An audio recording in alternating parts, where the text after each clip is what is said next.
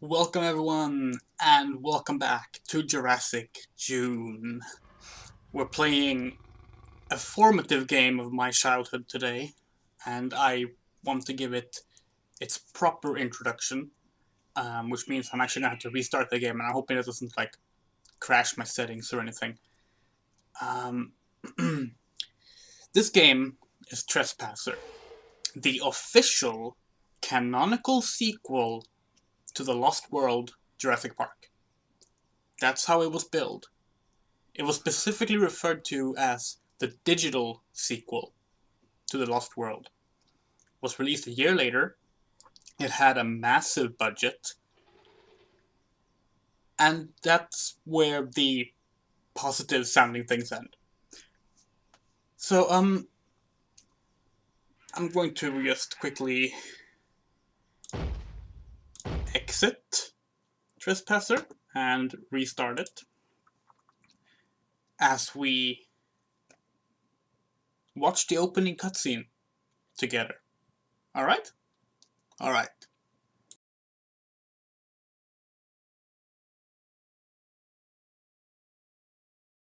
My name is John Parker Hammond. I was born on March 14, 1928. What follows is a record of certain events in which I took part between the years 1980 and 1997.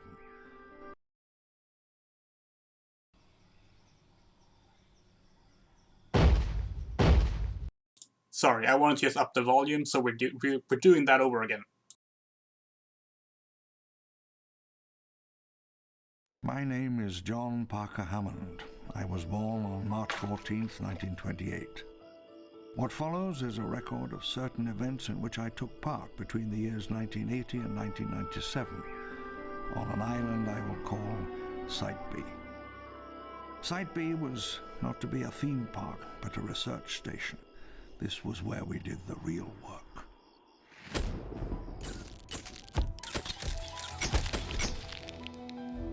By 1989, International Genetic Technologies had succeeded in their design to genetically recreate the dinosaurs. It was an unprecedented accomplishment, the pinnacle of 20th century science, a work to rank with the achievements of Galileo or Einstein.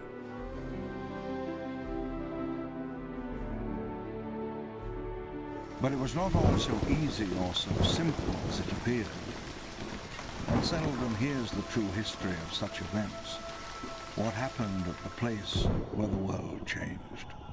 How it began? What were the reasons? What was the cost?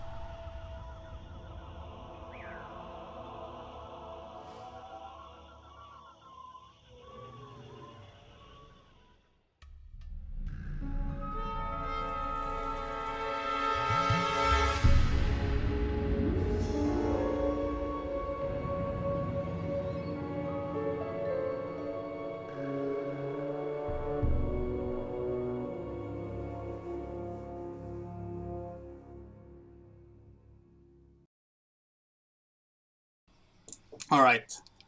Now, is that an intro or what? Yes, that's Lord Richard Attenborough himself. And he is the main narrator of this game because he, in character as John Hammond, narrates his in-character memoirs, Jurassic Time, as we play through the game. And Minnie Driver, of course, also highly respected actress, plays our main character. And those are really the only characters in the game. So, before we start, The Lost World, if you haven't seen the film, or if you haven't read the novel, or if you have seen or read the novel and just don't remember it too well, let me just sort of cover what happens in it. Basically, it turns out that they had two islands off the coast of Costa Rica. Isla Nublar, which Jurassic Park and Jurassic World takes place on, and Isla Sorna, which was their research site, Site B. And in 1997, a wealthy couple is just off having a holiday and, picked out a fancy beach to be on. And their daughter runs into some Comsonales that eat her alive. Because it turns out they were on Site B. This is actually the only time a child is killed in the Jurassic Park franchise. It's the opening scene to The Lost World, and it is pretty scary, actually. The Lost World is the one that is the most like a horror film. Anyway, because of this, of course, InGen got sued. John Hammond steps down as CEO of the company, and Peter Lorre, I think his name is. Peter Lorre, Peter Loden, something like that. His nephew takes over as CEO and decides, I'm going to build a Jurassic Park in Seattle, and goes to Site B to capture dinosaurs. And Hammond is like, oh no, we just want to study them because they live freely outside captivity on Isla Sorna. That was the point. So he sends people there to document the dinosaurs before they can be captured. But Peter Loden arrives early, takes a male T-Rex, because there's male and female dinosaurs on this island, and that T-Rex baby back to Seattle. The T-Rex, shock, breaks free and starts rampaging around Seattle. And then it's brought back, and now that they can't deny that dinosaurs were cloned, that they actually did exist, because now everyone has seen them, John Hammond publishes his memoirs. And that's really the backstory of Trespasser, John Hammond's memoirs. Now let's see. Oh, good, the mouse cursor fixed itself. I was going to say that I'm having some problems with the mouse cursor, because it's an old game that isn't meant to be run in window mode, but it seems it actually fixed itself when I restarted it. As always, do let me know what the audio levels are like. This game has very awkward audio levels, like normally, so it can be a bit wonky, but let's hope it works out. Actually, it can be a bit wonky is kind of key.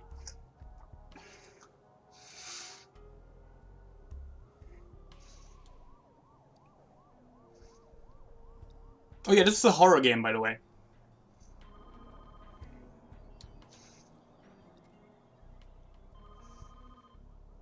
The person you're trying to reach is unavailable. Please leave a message after the tone. Anne, are you there? It's Jill. Pick up the phone. God, don't tell me your mom was serious. You're in Costa Rica? Visiting the natives, huh? Sun, sand, and adventure? My little Indiana Anne, world traveler extraordinaire. Well, give me a call when you get back, okay? By the way, I thought you hated flying.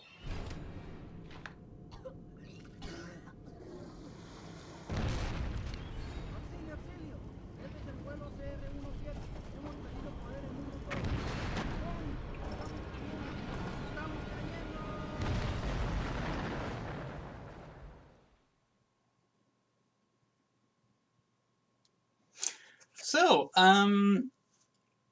we are Anne. The person we heard on the phone there was Jill. We will only hear her in the opening cutscene and the ending cutscene. And we just crashed. Somewhere. I mean, we know it's Isla Sorna. So, I have a theory. And this is one of my oldest, I guess, headcanons, like, ever. Because I got this game when it was brand new. And it only took me a few years into my adolescence until I was replaying this game and thought to myself, wait, are Anne and Jill dating? So here's the thing. This game has a lot of narration, which I will try not to talk over, and which is why I'm actually standing still right now. I don't want to trigger the first narration. We get to know a few things about Anne and Jill. They're childhood friends. She talks about how she has to get in touch with Jill. Her notes for the trip includes make sure to call Jill about the trip, which she forgot to do. Jill is leaving constant voice messages on her phone, just wondering where she is, if she's okay. Which, friends do that, but having one specific friend do it a lot suggests maybe something else. And then there's this thing where there's a narration Anne has about how she tried to go out with this boy during college, and like she was really happy with like her fancy dress and everything, and she went there with her friends and this boy, but it didn't work out. And she says she says something like, he just wasn't what I really wanted, or like that wasn't what I wanted, or something like that, she says.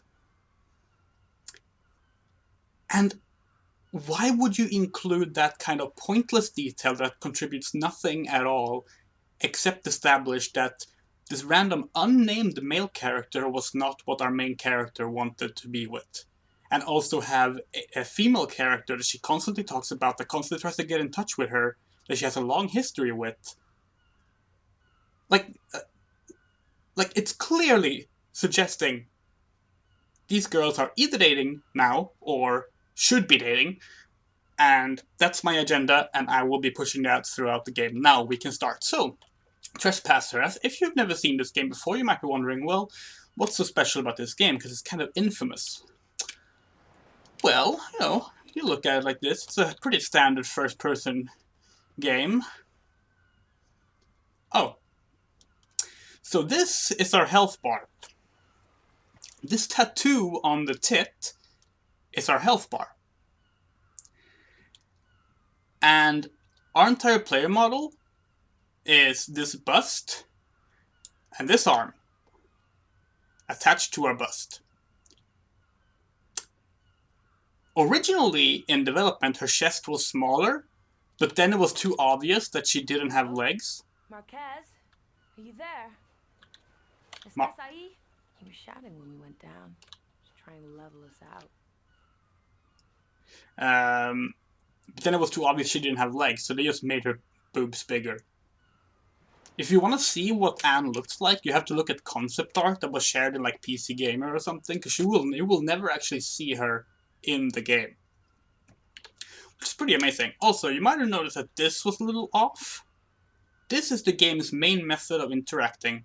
Think of it as like, you know how first-person games on the Wii had like really wonky arm movement? Like, it worked, but it was kind of awkward. It's like that, but, a decade earlier. So, that's all well and good. So, okay, you have a little wonky control scheme. That's not too bad, right? Well, the game has also a lot, and I do mean a lot. Hold on. How do I pick this up? Maybe I can't pick that thing up. Well, anyway, this game has a lot of physics puzzles. And this is also how you aim everything, including guns, in the game. Now, I say that, but I need to make this very clear. I love this game. And it has a very dedicated fan base that has actually modded it and improved it and like done a bunch of fixes to the very broken systems that are very broken because the game was rushed out in development. Which we will talk about as we get to certain parts. I'm going to see real quick if we can activate subtitles. Ah, yes, perfect. But yeah, so this game is infamous for being a complete, just dodgy mess that doesn't really work. And it's true, that's what it is. But I love it. It's a very unique game, and I'm glad it has a dedicated mod fan base.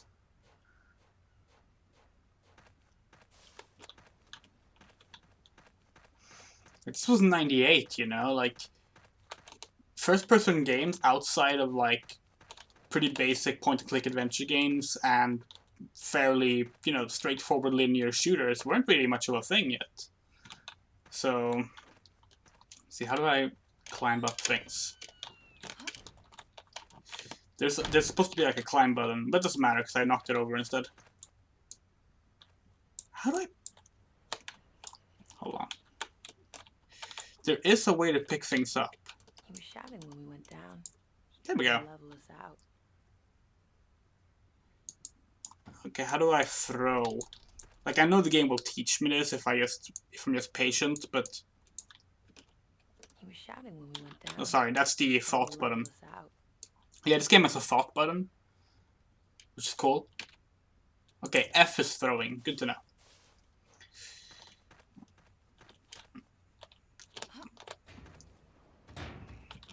I want to get up on the roofs here if possible, because I think there's like an early weapon here. But I don't know if I can. There's like a baseball bat somewhere here, if I remember correctly. I have not played this game since I was a kid. And I finished this game as a kid, but it's really difficult and like really just... I mean, the game doesn't really work well. And like, even basic stuff like turning around is difficult. So like, it can be kind of a challenge to do much of anything in this game. Okay, I guess I am not climbing up that thing. Maybe I can use this.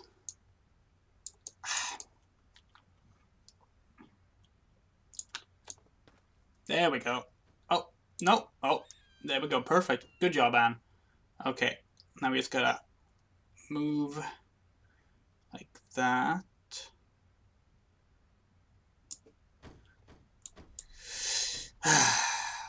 You know what? Fuck it. I don't need a baseball bat. I think the baseball bat is up there. Foundation, maybe. Try picking up 2x4. Okay, sure.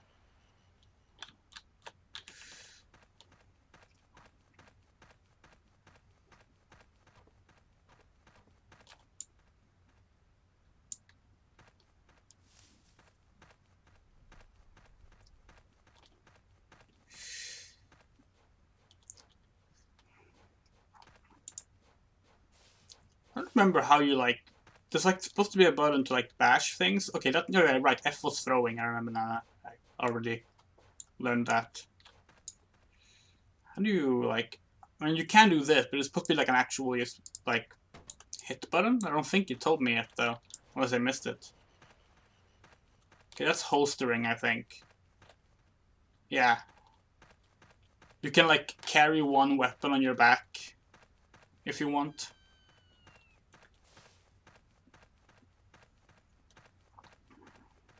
The mods, by the way, are like really impressive and like basically completely finish up the game and updates the graphics and everything. And they've even started adding new dinosaurs to it, which is like really impressive. So basically, I guess I can talk a little bit about the development of this game while I'm figuring out how to progress. This game was really only made in like a year. So like, leading up to the release of The Lost World, DreamWorks Interactive got this idea of like, what if we made like a really fully budgeted sequel to the Jurassic Park series, and like we like make sure to like involve really like modern technology that hasn't been used in games yet. Because like we have this really impressive physics engine we can involve. We have like this really advanced AI scripts that allow like the dinosaurs to communicate and do all sorts of interesting things. And they were like, "Wow, yeah, that's a great idea. Let's do like a concept demo for it and see if it works." And they like started working on it, and it was pretty solid stuff they had going on there, impressive stuff. So the project got greenlit, you know, and like, yay, awesome, we get to work on this. It's releasing next year. Okay. So a year after the movie came out, is there a gun here? Oh, there's space's attack. That's good to know. I'm just gonna throw this thing. Where's the gun? There's the gun. Must be one of the offshore islands. Cocos. One of the Cinco Muertes, maybe. 8 shots. Heavier than I thought. Keep it steady. I'm trying to... Hold on. 8 shots. Yeah, so this is the aiming. Now, if you have played a Wii game, you could maybe think that this will actually work, but it's not gonna be great. But anyway, so they started working on this game, and they were pretty positive about it. I'm not gonna waste ammo on target practice. I am gonna save, though. Alright, this is my little test run I did earlier. Guns.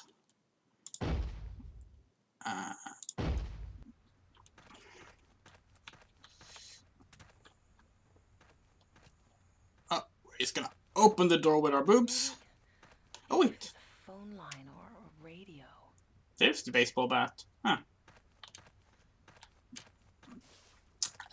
But as they were developing it, they were running into a lot of troubles, because it turns out that physics engines and AI scripts that are very complicated and detailed are actually really hard to get working properly. But they weren't able to get any extension or... Some kind of... Wait. International Genetic Technologies. That was the company from the dinosaur trial. After the trial, that old guy, John Hammond, wrote a book. He said it was somewhere in Central America. My name is John Parker Hammond. I was born on March 14th, 1928. Oh no. Oh God. This is Site B. This is John Hammond's Lost World.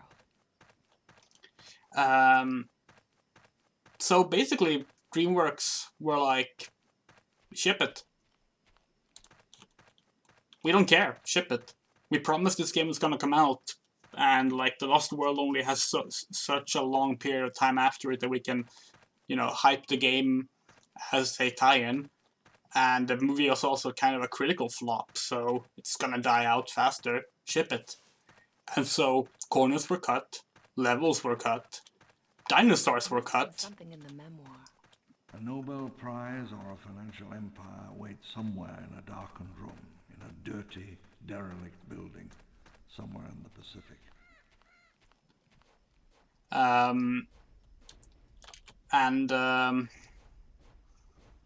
Yeah, basically, they didn't have much choice and had to just ship it. Like one of the... Oh, right. He really did it. Brachiosaur, oldest of our recreations by 50 million years. The only true Jurassic native.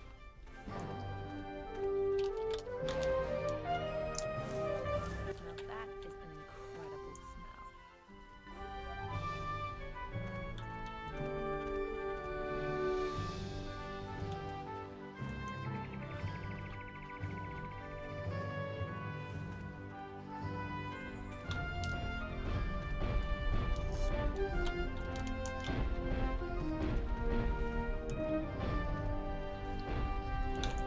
So, yeah, this is one of the reasons I love the game. Like, this is just... Like, just seeing this... I mean, as a kid, I was amazed. Just, like, the graphics, the fact that they're to scale, I can see it in first person. It makes me really sad that there hasn't really been a Jurassic Park game like this since. If we stand around for a while, I'm sure the AI scripts for these will completely bug out. They tend to, like, trip over themselves because of, like, the terrain not being flat and, well, the physics engine being what it is. It was even worse in the prototypes. We have a bunch of prototypes for this game where, like, the dinosaurs would just constantly be just tripping over themselves to the point where they couldn't even chase you. Like, the velociraptors would just trip over and die because they take damage when they trip. The Brachiosaurus can't trip over all the way, but they can, like, do little stumbles. Let's see if they do it here when they walk into each other, maybe? No. No, they seem to actually be moving along just fine for once. I did a test run of this, just running up to this part of the game. And I didn't get the guns then, that's why I was surprised about the guns. And then they were just, like, tripping all over the place. It was pretty great. Oh. No. They have firm footing. Game is actually playing ball today. That's nice. But yeah, what was I? Oh yeah, so like one of the most heavily marketed features of the game actually is not in the game because like the Lost World have two In T-Rexes. May, the rains came. Oh, The smell of the jungle was everywhere.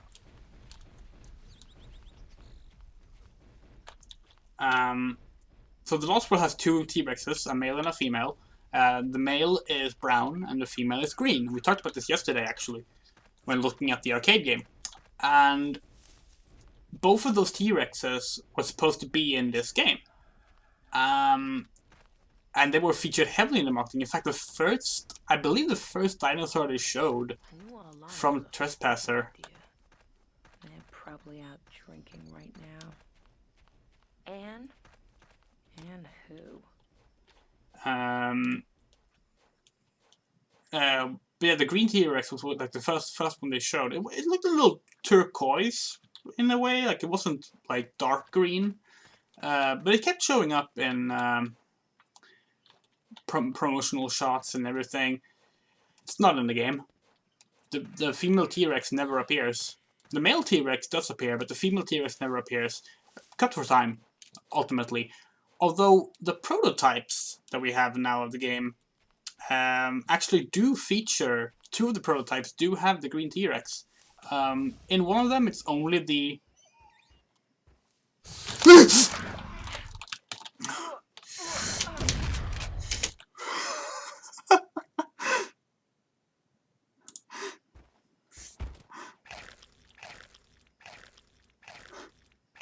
Jesus! I don't remember them appearing this early.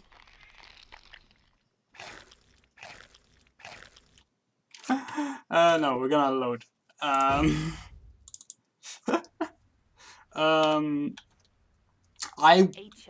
did not remember that. I thought they wouldn't appear until the second level, actually. Then again, now that I think about it, I do remember dying a lot in the early game because the Velociraptors can kind of just appear when they feel like it. Phone line or radio. I wish I knew how to sprint. I think there's a sprint button. I guess I can holster my shotgun until Engine. Some kind of... Wait. International Genetic Technologies.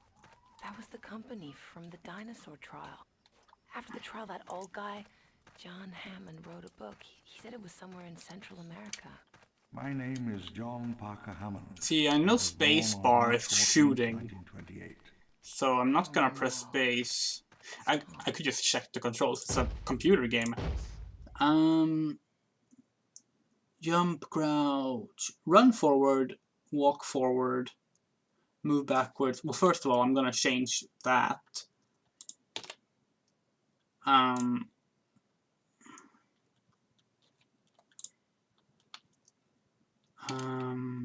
Rotate wrist is shift.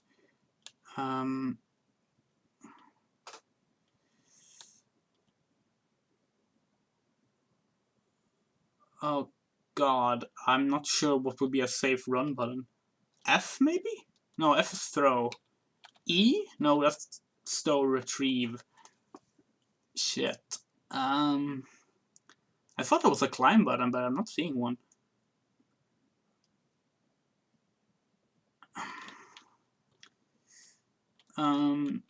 Maybe C?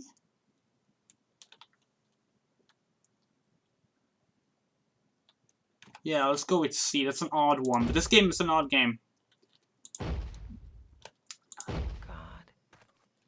This is Site B. This is John Hammond's Lost World.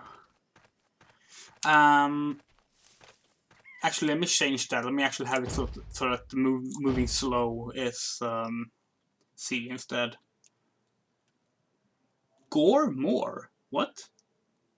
What do you mean gore more?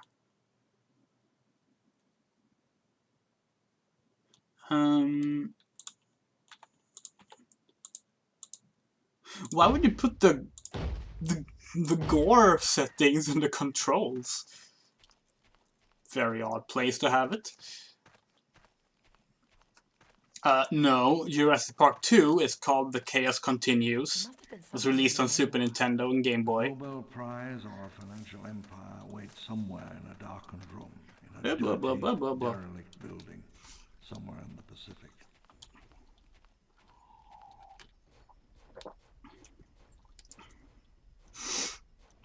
Okay. Now we know when the first Velociraptor appears. I'm gonna save just before that, so we don't have to replay these voice bits again. Oh wow, Brachiosauruses. He really did it. Brachiosaur, oldest of our recreations by 50 million years.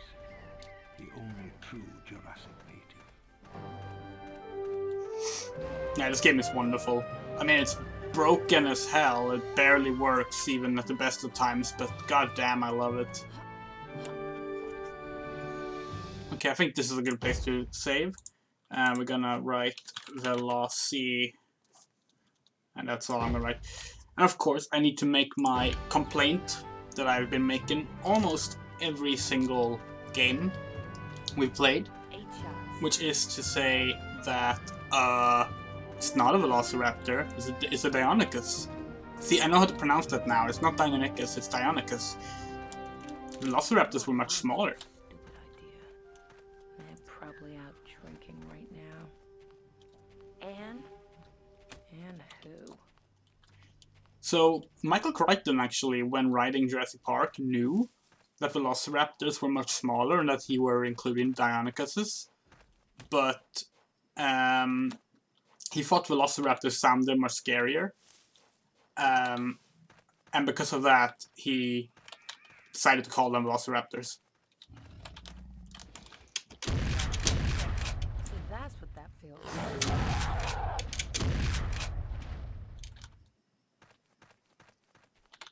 It's dead?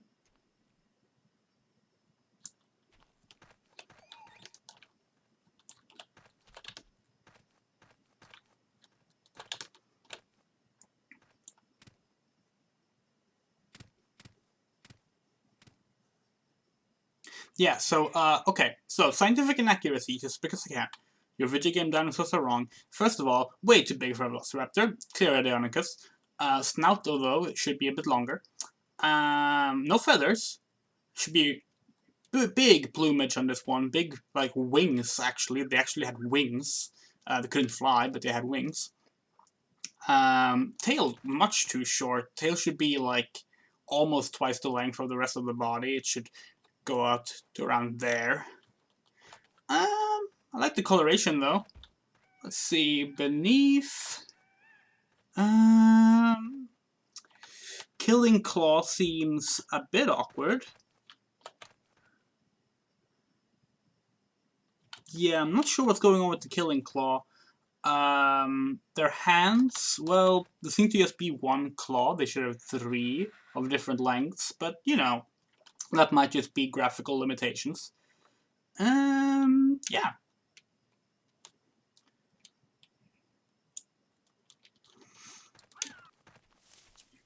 Oh yeah, by the way, I mentioned this at the start that we only have one arm. The other arm isn't even there. The canon explanation for why we can only use one arm is that our other arm got fractured in the plane crash. That is genuinely true. Like, that is actually part of it. The technology, the real trick of it, is still in there. Well, In a darkened room in an empty building with a dirty floor, it waits. The flashpoint, the origin of Jurassic Park. A forest this wild, this unknown, has not been seen by any human since the great hunters of the early Pliocene. so one thing that got cut in the game, probably for time, like most things, was Mayan ruins. There were going to be Mayan ruins sort of everywhere, and like there were going to be like some story involving them. There's still some Mayan stuff here and there you can find, but like, for example, there's a lot of stuff just doesn't appear. There was one really famous like stone head. The shotgun is more powerful than I thought. See, and I initially thought the other one was alive because it was bouncing. That's just the physics engine. Alright, wait. I should not hold down the left mouse button when I'm looking around. What was I saying? Alright, so... Velociraptor, a small theropod native to China and Mongolia. Pack hunter, quite vicious and... that's a very, very, very big assumption there, John Hammond. It is not actually something that has been agreed upon that the Velociraptors would pack hunt. And if they did, it most certainly would not be in the wolf-like manner that Jurassic Park depicts. But, you know, makes for a better movie, I guess. Or novel. This was the place. So, Used to be just an urban myth. I believe originally they wanted Anne's entire body to be visible, but it just proved complicated with animations and physics, which is why we're only boobs and an arm. And again, I mentioned this at the start, but since we have a few more viewers now, her breasts actually got enlarged mid-development because it was too obvious that there weren't any feet beneath her otherwise. So if you check out the early prototypes for Trespasser, her chest is actually smaller. And in her concept art, she actually doesn't have this tank top. She has a fully covered chest, so her health bar wouldn't be visible.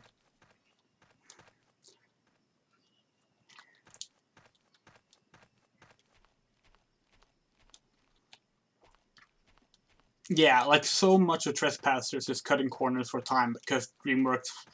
I mean, I say DreamWorks, like DreamWorks was also the developer. It was DreamWorks Interactive. But like, DreamWorks upper management was like, release it. Just release it. Me too, I am one of those people. But, Welcome to the city of tomorrow. how do I press this button with a shotgun?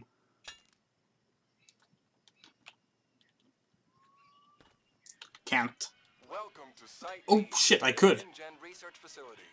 For centuries, mankind has wondered about the dinosaurs, the largest land animals ever to have lived. Now, thanks to breakthrough technology.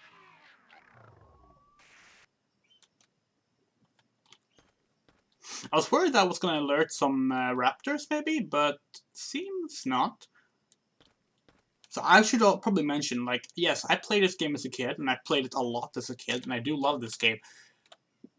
Don't think that means I know this game. This is not like Lost Eden, where I played through it several times and know it like the back of my hand. No, I am pretty sure I don't know most of the puzzles in this game. Which means that this will definitely not be finished in one sitting, like most of the other games this month has been. Are we supposed to jump down here and walk out? Or should I jump over and... I guess I'll try jumping over. Seems safe enough. I don't see any raptors, so... Okay. I'm not gonna spoil what the final boss is. We probably won't see it today, as I mentioned. But I do want to, like, ask the chat, if you haven't seen the game... Oh, that was the end of the map. If you haven't seen Trespasser, or at least haven't seen the end of Trespasser, do you guess what the final boss dinosaur is? Alright? I think that will be a fun thing. And I won't tell you if you're right or wrong, but An idea brought me awake one morning in New York. I almost didn't write it down.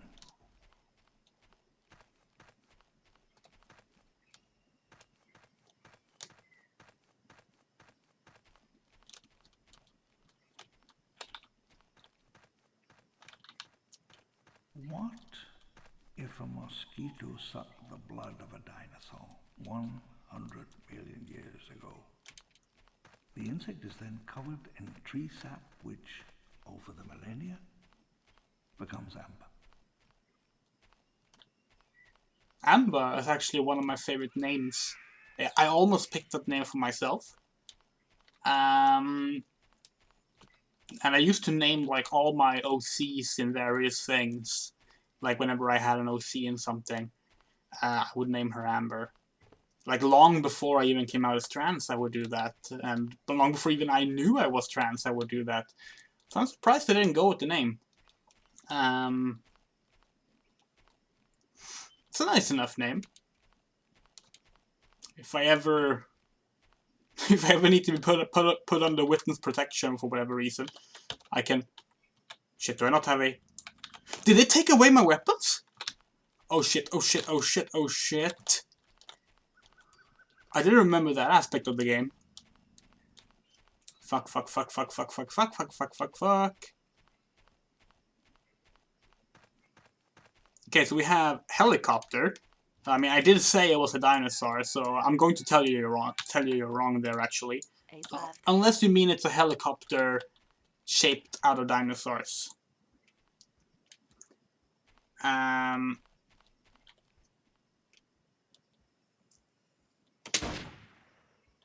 Did I kill it? No.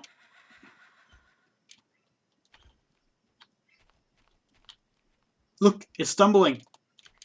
Look at its little legs.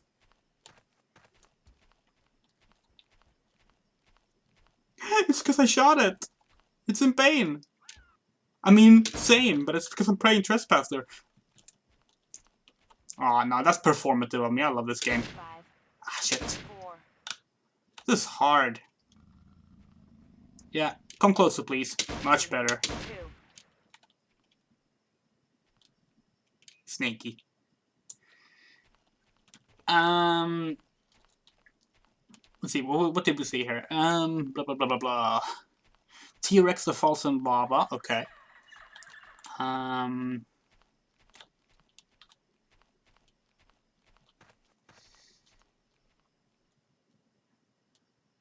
Oh, you also considered Amber. That's interesting. Yeah, I had like, the actual full name I kept using as an OC name was Amber Mylon, and I don't know why. Like, it just was a name that stuck with me for some reason. So I had like a bunch of like RPG characters and such named Amber Mylon. Oh, there's a lot of AI stuff that wasn't implemented, yeah. There's lots of stuff that was, but there's also a lot that wasn't. And in the prototypes, you can actually try out a lot of them, because it's still left in the game. But a lot of them are broken and just don't work very well. But they had like really advanced stuff planned for this game. Stegosaurus! And it really just makes you wish that the game had been fully realized, which I guess it kind of has been now. The insect is preserved perfectly. But you see, and here's the clever part, wouldn't the dinosaur blood be preserved as well? What was I saying? What was I talking about? Amber Mylon, right. As in the secret castle. I don't know what that's a reference to, sorry. Wait, this is a terrible angle to have my gun at. There we go.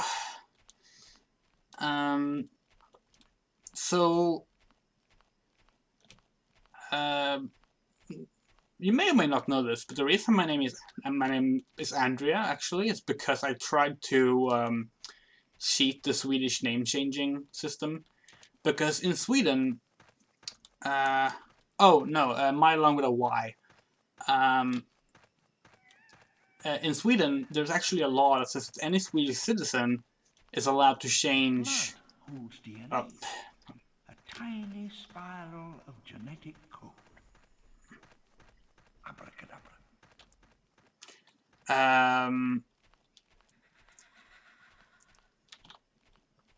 There's a law that says you can change your name for free.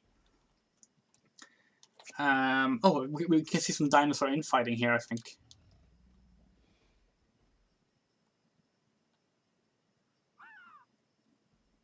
Maybe not. I thought the Velociraptor was gonna go for the Stego, but making sure that we're not being stalked. I think because of the rock, they got stuck on something. But yeah, so you were also allowed to change your... okay, so you can change your first name for free. Any of your first names. Which is like middle names as well. As long as you keep one of them the same. You can change the other ones once for free. And I thought that I would use that alongside the fact that you're allowed to change the spelling of a name. To change Andreas, one of my middle names, to Andrea. And argue it's a change of spelling, as the S can be silent. And that I should be allowed to change my name as a result, without having to keep any of my male dead names. They didn't allow it. But at that point, I had already started using Andrea as my name, that I was like, just committed to it, and that's how that name ended up getting stuck.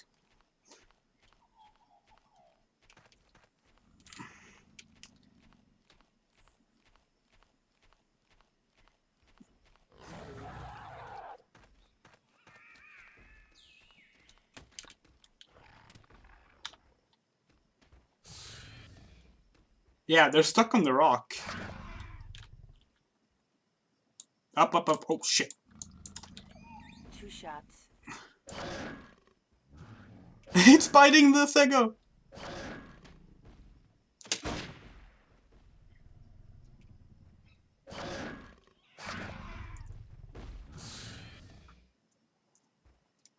Oh my god.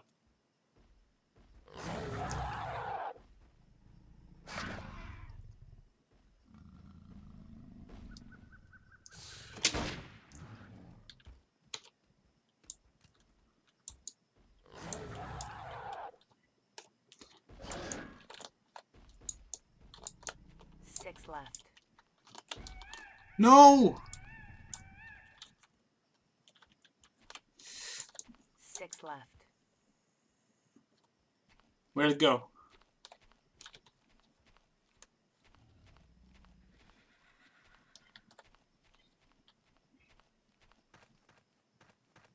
There it is.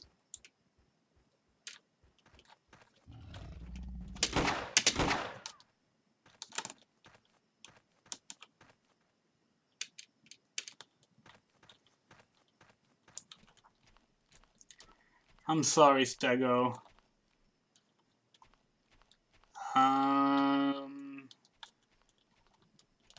Head looks about the right size. It's a little chonky. And let me get a good look. Yeah, way too high back. It's a classic Stego. Not accurate, but classic.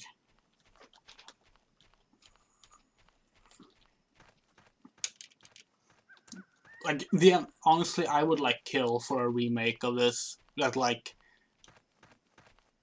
I don't want it to. Sunlight angled down through the dusty air in Norman's office, and I leaned against a solid oak table as I outlined my plans for international genetic technologies. I think if we get up there, we can push those down, and like, that's a good thing.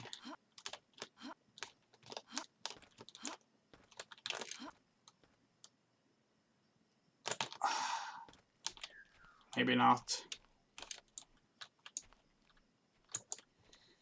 But yeah, I would love a remake of this game that doesn't like get rid of stuff, like keeps the physics elements, keeps really everything, just, you know, makes it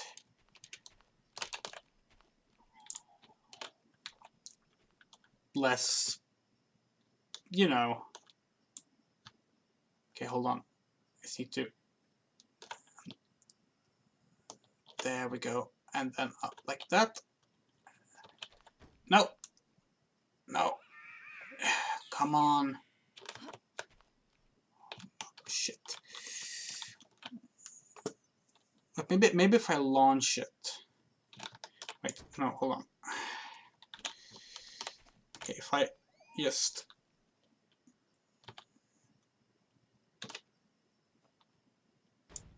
Oh! Yes.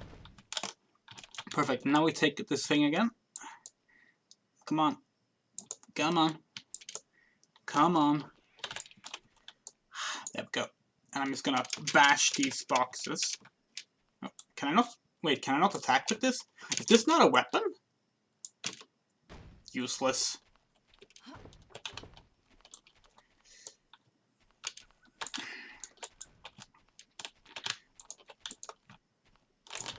What the? What are in these crates?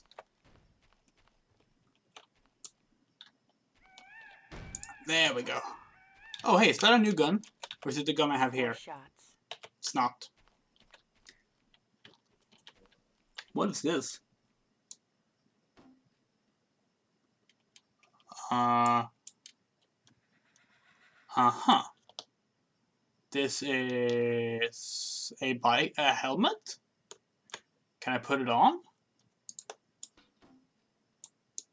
Seems like I should be able to put it on. 4 bullets. Do I have it on? Okay, so I have to choose between wearing a helmet 4 bullets. or having 2 guns. 6 left. Wait, no, my helmet is just hanging off my back. Fuck it then.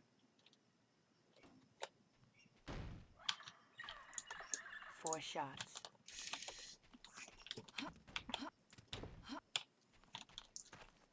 I should probably save. Haven't saved for a while.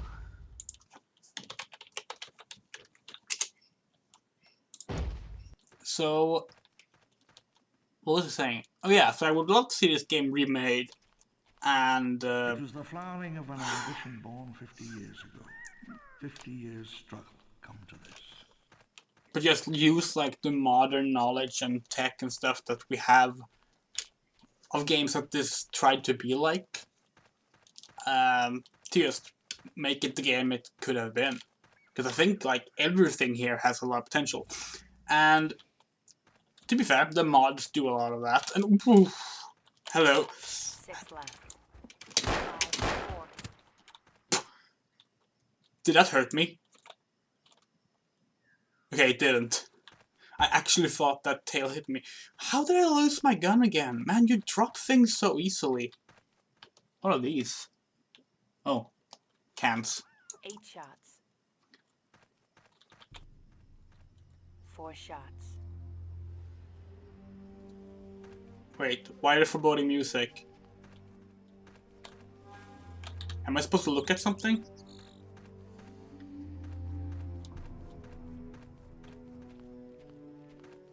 Is there a big dinosaur or something?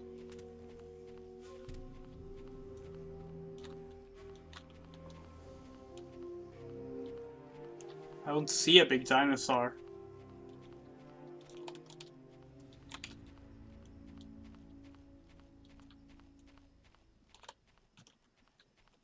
Is there something in this Jeep of interest? Don't think so. I bet I can tip it over. Or not. InGen standard safari vehicle. State of the art. The hunters scattered, their prearranged hunting routes forgotten. Only a third of their number appeared at the rendezvous.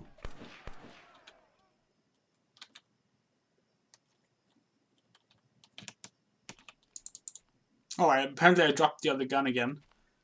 What's this? Oh, that's not good. That's not good. I'm not gonna make it back from here, am I? Is that meant to be a hand?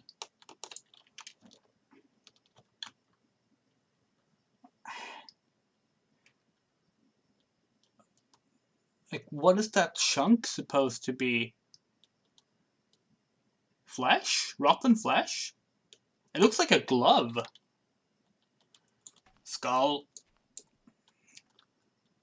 Oh yeah, you stick your finger right into that socket. I'm sure that's perfectly sanitary.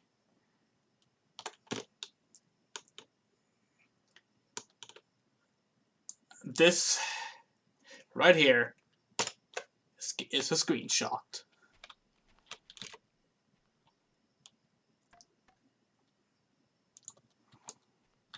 Around 10. Around 10? Can't be more specific? Oh well.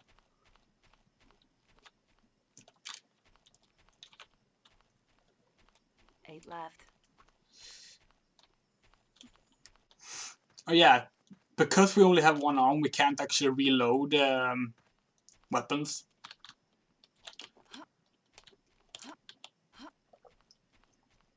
Which is why I believe they have made sure to not have any pump-action shotguns. The shotgun we used at the start did not have a pump on it.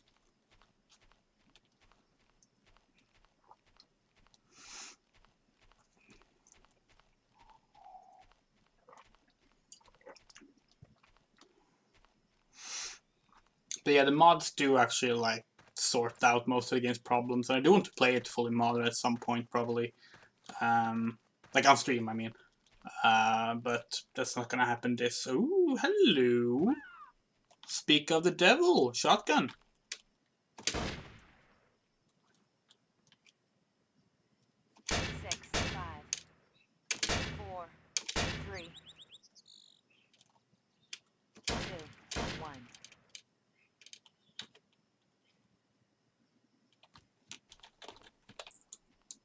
Seven shots.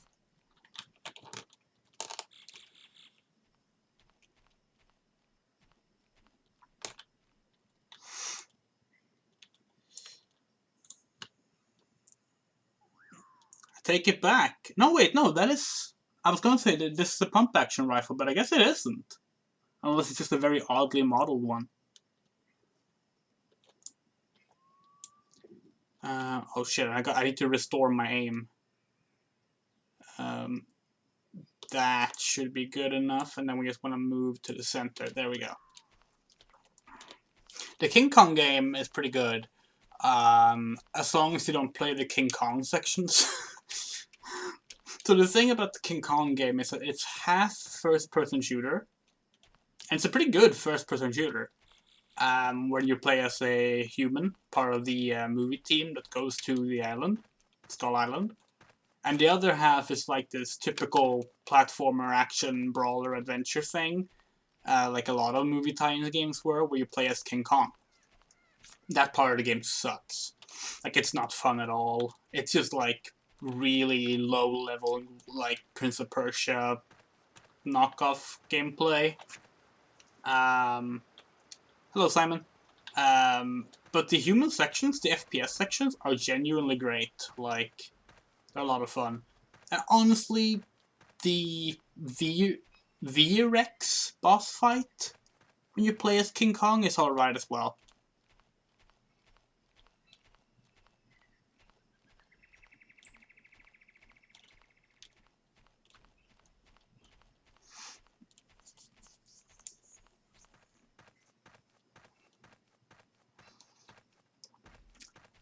So, what do we have here? A Triceratops.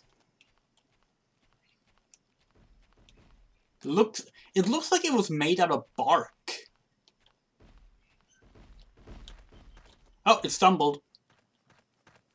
The quadrupeds stumble like that, like you're sort of like boom, boom, boom to the sides. The bipeds, the theropods, are the ones that tend to actually properly stumble. I think this is the wrong way.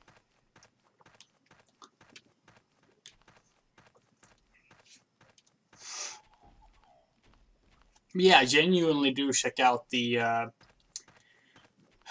what's the full name? Peter Jackson's King Kong, the official game of the movie for the Xbox 360 and PC.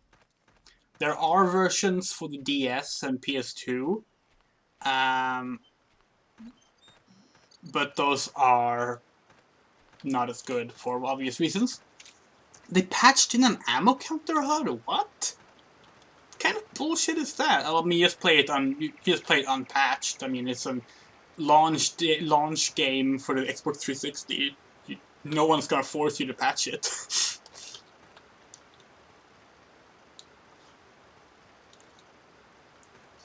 not like they did it even have multiplayer? I don't think it did.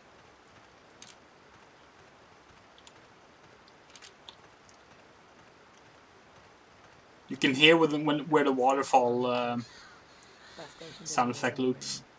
Eating vending machine food in fluorescent light. Stepping out of the bus in Mexico City. I shouldered my knapsack. Felt the heat wash over me. It was good to be alone. To be nobody for a while.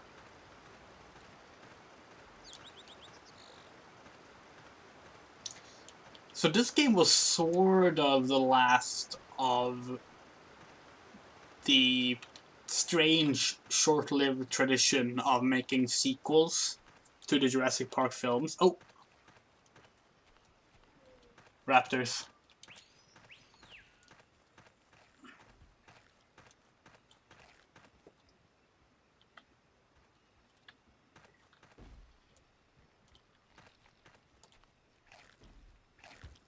This is great. they're tripping over while eating. Oh, oh, oh.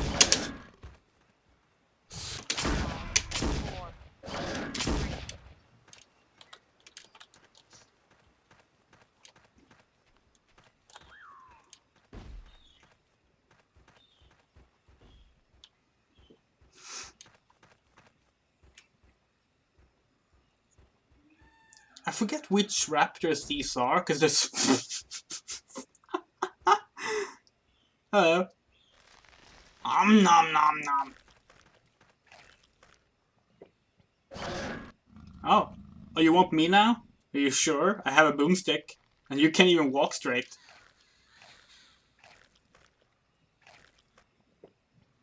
God, I love that. They actually like put in an animation for it swallowing. There was no need for that. But they did it.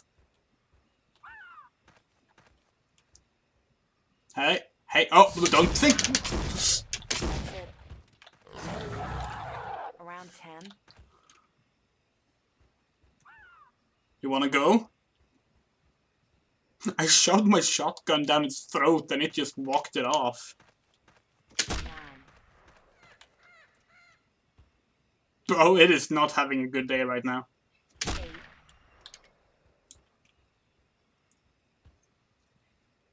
Yeah, you better run. Although I'm also gonna wander off in this direction. Wanna come wash in the river? I bet that will be nice. But yeah, like the little details, like how it swallows, is just beautiful. It's going back to eat. It's like, no, fuck this.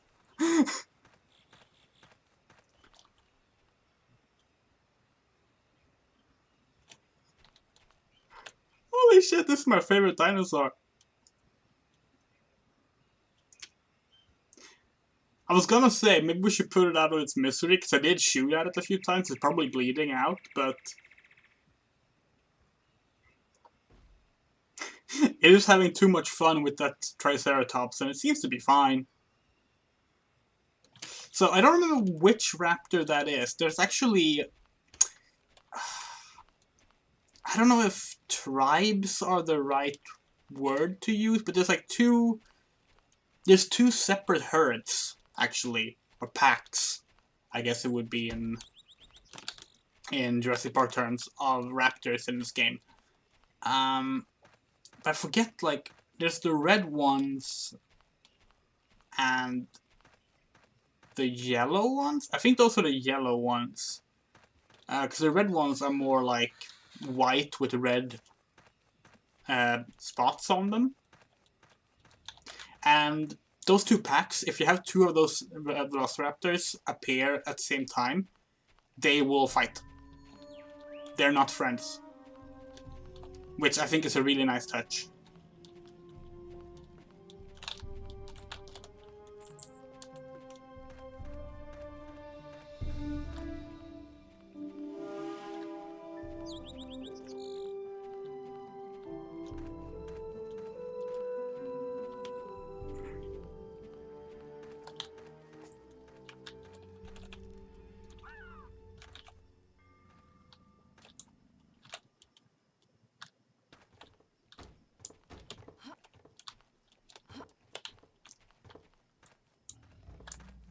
Wait, what's that growling?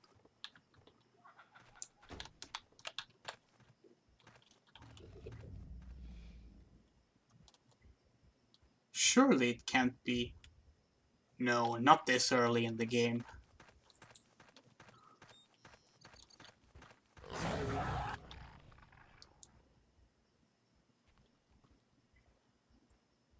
That's not a velociraptor.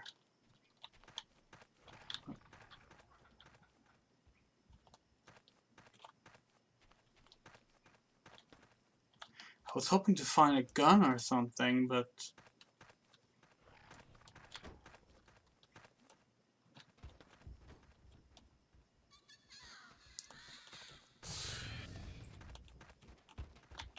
That's a velociraptor.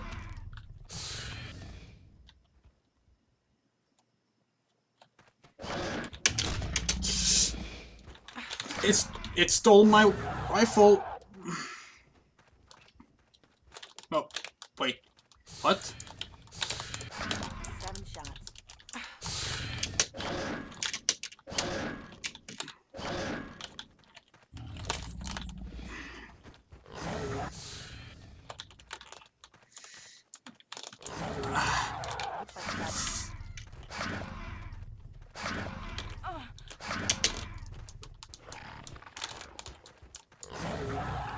Looks like 7. 5. 3. 2.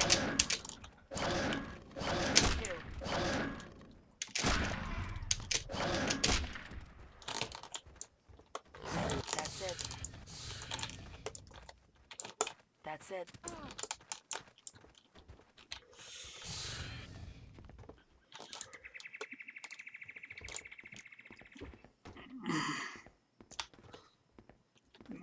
I'm surprised that I haven't taken more damage than that.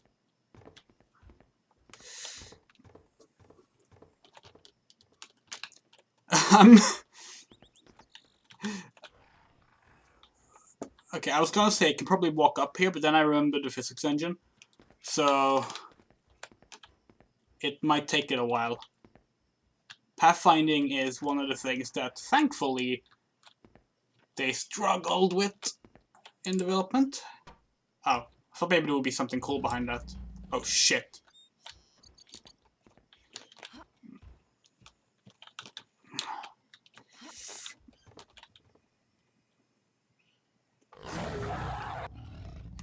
That is clearly not a velociraptor. There's something else nearby.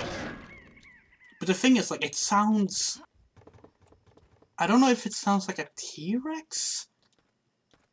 Like, the Jurassic Park T-Rex sound is pretty iconic. Admittedly, the Lost World T-Rexes do sound different from the Jurassic Park Rexy.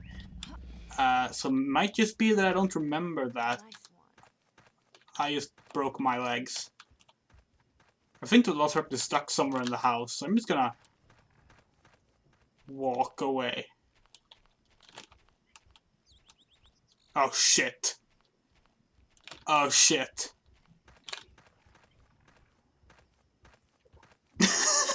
It fell over.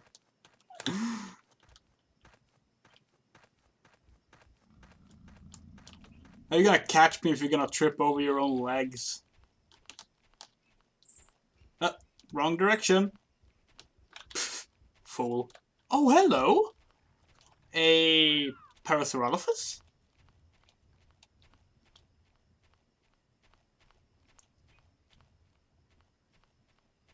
Parasaurolophus are herbivores, so... should be fine. Wow, you're pretty.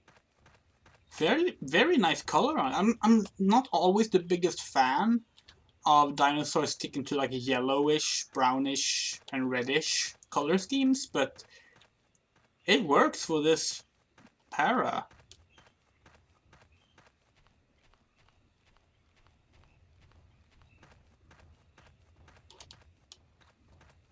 I think it's afraid of me, and that's why it's moving away from me. I'm just trying to get a good look at it. Oh, careful. Look at it. It's so pretty. But you can't be what made that noise. I mean, I guess it could be, but... why would you sound so ferocious? You're a nice, friendly dinosaur. Unless it's to scare away predators, maybe. No, that sounds like something larger, and if it's larger, it should be a T-Rex.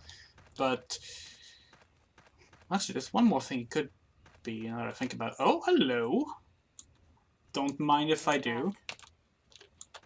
8 left. But I don't think it would be the other thing.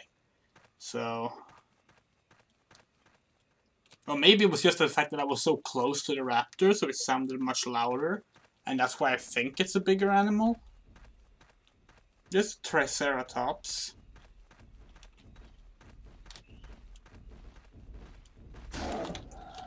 There's clearly something else. And I'm hearing the footsteps of something big as well. I don't like this. Like, okay, I love this, but like, I mean in a... This is eerie kind of way.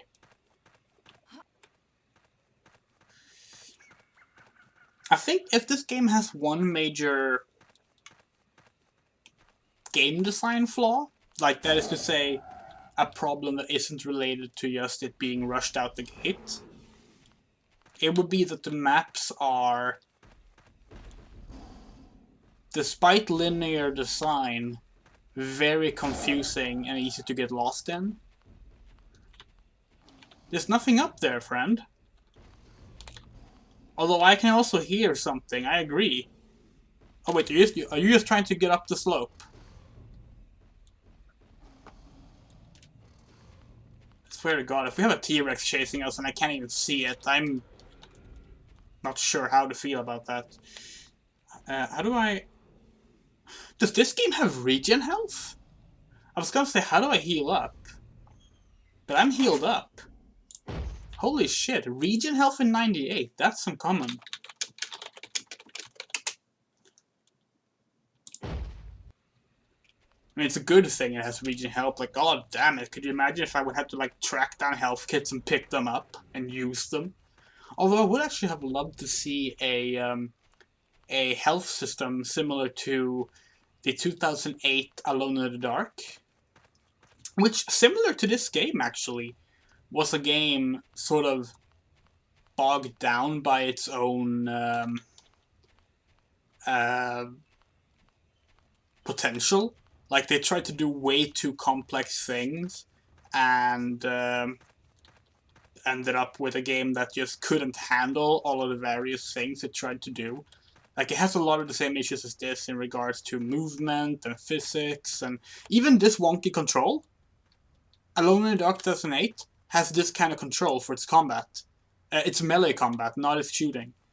True, you would need limbs, because when you got hurt in Alone in the Dark 2008, you had a cooling spray and bandages. You could put cooling spray on your wound to temporarily heal it, and then you needed bandages to band it up. I don't know why I'm gesturing with my arms, as if you can see me when you can't. My camera is off. Well, actually, it's not, because I used the microphone on my camera. But that's how you healed, and it was really cool. It was, like, absolutely fantastic.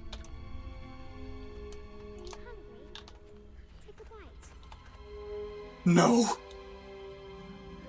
No.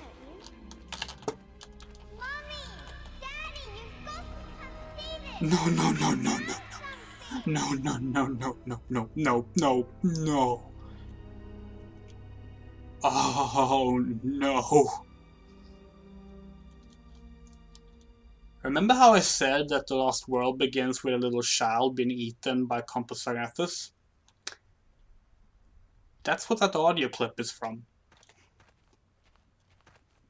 I don't want to fight compies. I didn't even remember this game had compies. That's gotta be with that signaling, right? God, this game is... Like, it's almost like I'm playing it for the first time. I'm not. Like, I grew up on... I know what this is. I know what this is. I grew up on this game. I love this game. But it's been so long. Like, I need to make this clear. This game came out in 98. 23 years ago. I got the game when it came out. Like, it was actually something my dad and mom got for me. Probably my mom, thinking about it. She was the one who actually worked and had a job. And I had to, like, borrow my dad's computer to play it. I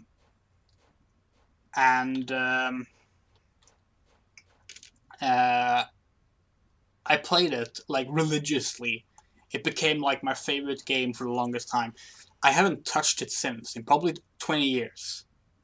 Apart from when I downloaded it to test it for Jurassic June. I have my original copy still, by the way. I should make that clear when I say that I downloaded it. I don't really care about mentioning that I download things, but I do have my original copy. But it's in Kalmar, which is a 3-hour trip by train away from here, and I'm not even vaccinated yet, so I'm not gonna go get my copy of Trespasser. Anyway, this is... It doesn't really look like this in the film, but this is where the parents were sitting when the kid ran off into the corner I was at, where she got eaten. These shares are from that.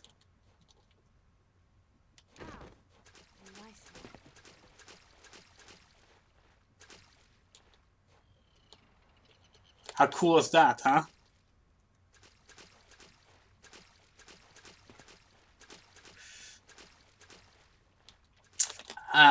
So where was I before I got scared of compies? Which I guess we won't be fighting if it was just a voice clip to signify that this is the location that scene is from.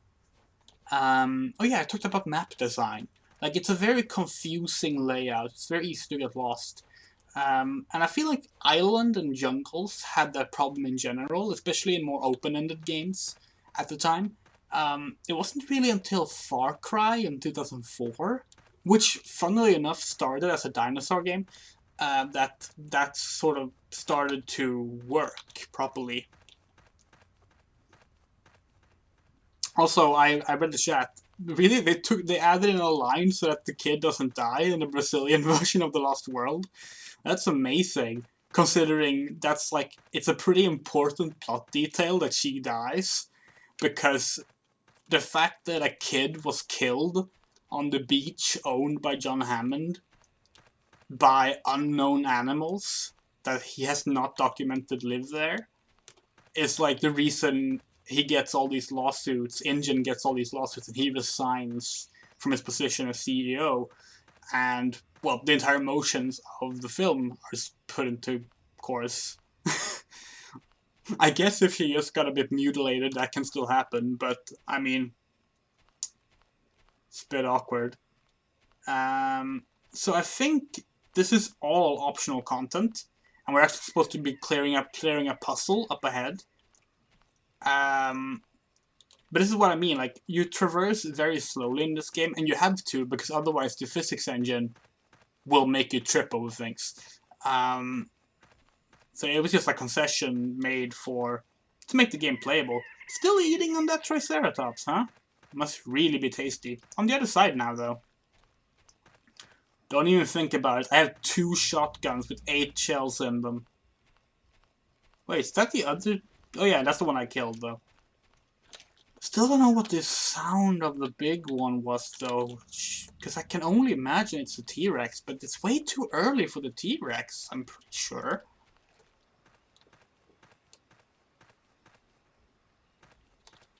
I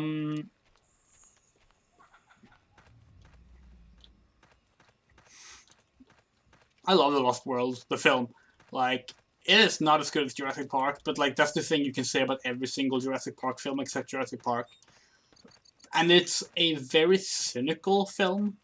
Like, it is the most cynical except for Jurassic World, which is cynical in a different way. Because The Lost World is just this like grim, depressing horror film.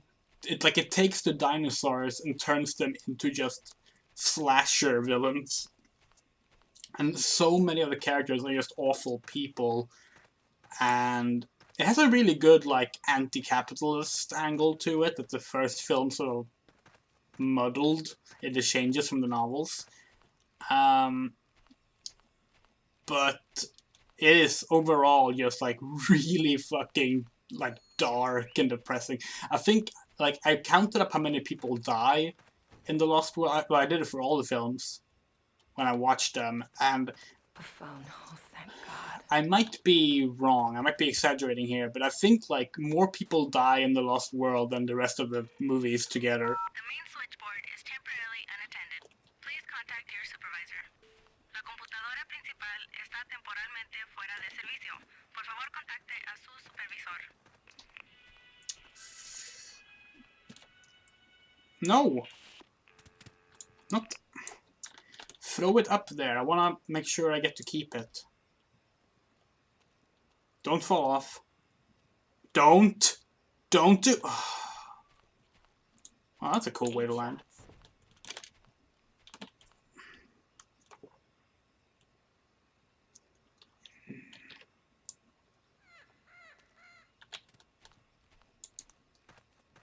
Eight left. 8 left. Oh! I think it landed. Good. So, but yeah, that's the only kid that dies in a Jurassic Park film. In the novels, there are more that die, but the novels have their own timeline with their own rules and everything. And I've said this before, but I actually do think that despite them sort of screwing over the anti-capitalist angle of the novel, the movie is still better as just a story than the novel. I was about to say the novel is bad. It's not. It's a really good novel, and I loved reading it as a kid. But oh, yes, that is correct. Her name is oh shit.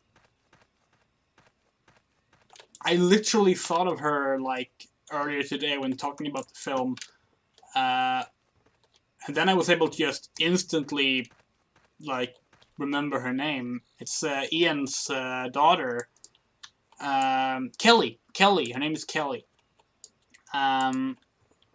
She's great, and yeah, she does this big acrobatic move, taking out a velociraptor in the sort of end of the second act of the film. Which prompts Ian to just be like, wait, they kicked you out of the like acrobatics team when you can do shit like that? Because like one of the earlier points in the film is that he's like, oh, like aren't you doing your acrobatic meets or something? And she's like, Dad, I got kicked out of that team. You don't even know that. Like don't you care? You're a bad father, all the normal stuff, you know. Then at the end of the film, he's a good father, because it's an American movie. But yeah, Kelly's great. No! Fuck it. It's probably the end of the level anyway. And yeah, the novel does drag on a bit. It's also, yes, I said this before, but the novel was kind of always going to be worse than the film because,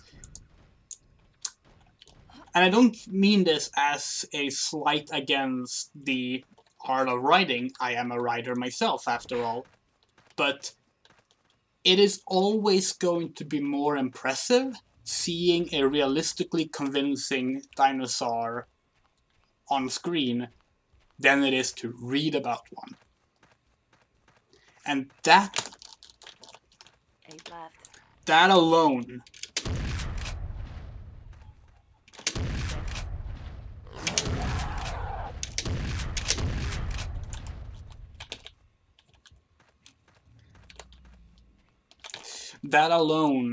just means that the movie is more like it's going to be more impressive, like no matter what you do. And I think Michael Crichton knew that, because I mean, Michael Crichton like also worked on the movie, so he clearly saw like value in his film being adapted for the screen. I don't think that's that hard at all, because the film still holds up perfectly. Like Jurassic Park's effects are. And the original trilogy's effects are all incredibly beautiful in terms of their effects. And the first film especially does really good work with scale framing to sell the size of them and still make them feel real. Otherwise, when you make a big creature in movies, and whether or not you make it like an actual big model or you use trick filming, it's hard to make it feel its actual scale, but Jurassic Park delivers on it. And maybe it would be less convincing today if we had more good dinosaur movies. But the thing is, we don't.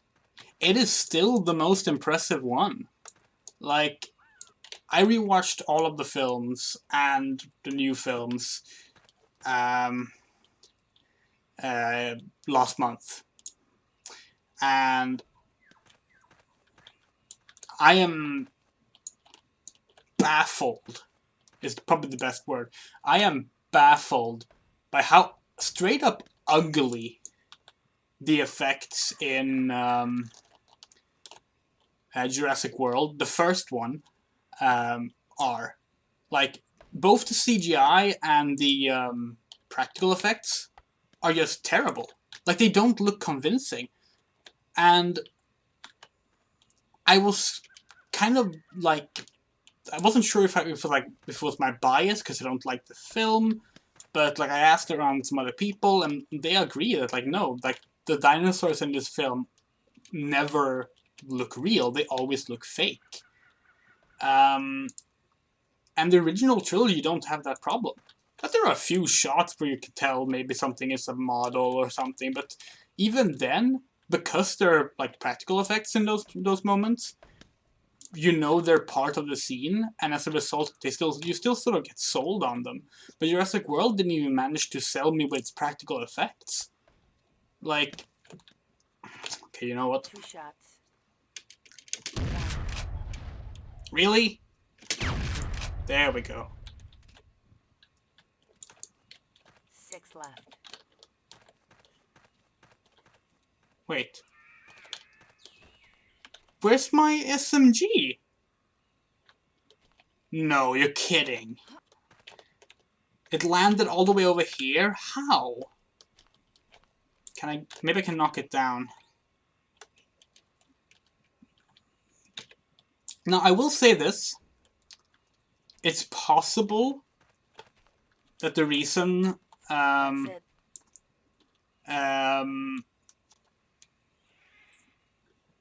Jurassic World looked so bad was because it had been so long since a proper big budget dinosaur film.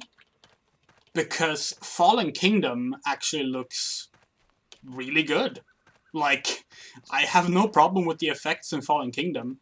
The CGI is good, the practical is good. Like, I can talk about the bad script. Like, it's probably the worst script of the series, although not the worst film in the series. Because I actually really do like Fallen Kingdom. It just has a terrible script. But the effects are wonderful. Even the scale framing is like probably the best it's been since the first film, which is a high praise from me, considering I think Jurassic Park 3 is almost as good as the original film.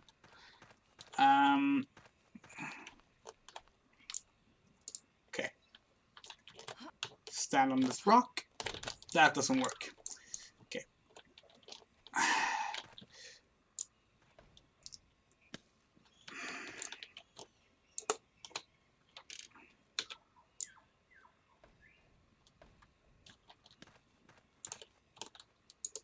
Wait, I have a gun. 6 left.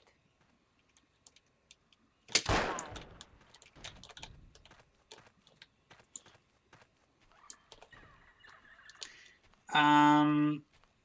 So yeah, I don't know. But because of that, I feel like Jurassic Park is still just really impressive. Because if a kid sees that 5 film, rounds left. having seen other modern films, I'm pretty sure they will still go, wow, this looks much better. Hell, like, I don't know what's been going on lately, especially with, like, Warner Brothers. I watched several Warner Brothers films from, like, the past 2 years, and they all had god-awful effects. And I mean, like, all the effects. Like, not just CGI, the practical effects. Basic stuff like chroma keying was just god-awful. Like, I really like the new Mortal Kombat film. I know it's kind of... It's a very much hit-and-miss film for people. Some people love it, some people hate it. But I really, really, really liked it. It was exactly what I wanted out of a Mortal Kombat film. But, like... That film looks great. Until Goro shows up. Oh my god, the invisible wall hits my gun. Okay, fine, I'm not going that way. When Goro shows up, because he's primarily a CG character, you're just taken out of the film. And I found this a lot lately, like, effects that we had already perfected were suddenly not able to replicate well. And I don't know why.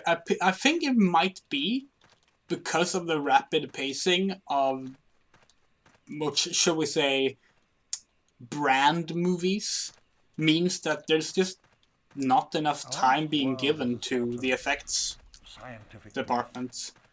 An evolutionary scenario in which an ecosystem is isolated and preserved. The rest of the world changes, leaving a tiny, fragile pocket where ancient species survive. Yada, yada, yada. Great. But then again, all of Warner Brothers' big releases now got shifted to HBO Max and, like, delayed by a year because of COVID.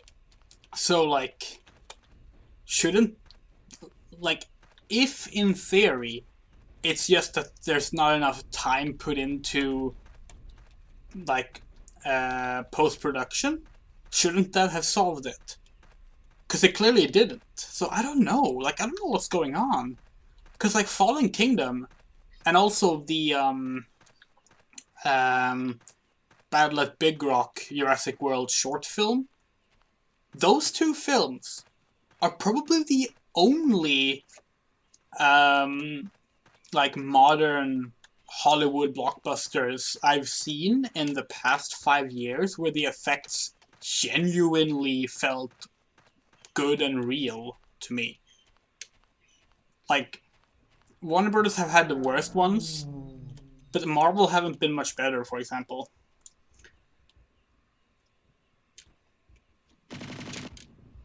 Like, I guess the Star Wars films had pretty decent effects for the most part. But even they had some strange ones, like Unkar Plutt in The Force Awakens. I realized that was longer than 5 years ago now, but it was kind of funny when Unkar Plutt appears in The Force Awakens, because, like, me and other people were like, wow, this is like Jar Jar levels bad of CGI on this character. And I don't even think, okay, actually, I would not have used the term Jar Jar bad, because I actually think Jar Jar looks perfectly fine. But my point was that it looked like really bad CGI, and that was a practical effect. The entire suit is a practical alien suit Simon Pegg was wearing. It wasn't CGI, and somehow the real suit looked like fake CGI. How does that happen? How is that possible? In the winter, we began building the supports for the elevated transit system that would unify the island. Concrete towers rose through the jungle canopy. It's half gone. What the?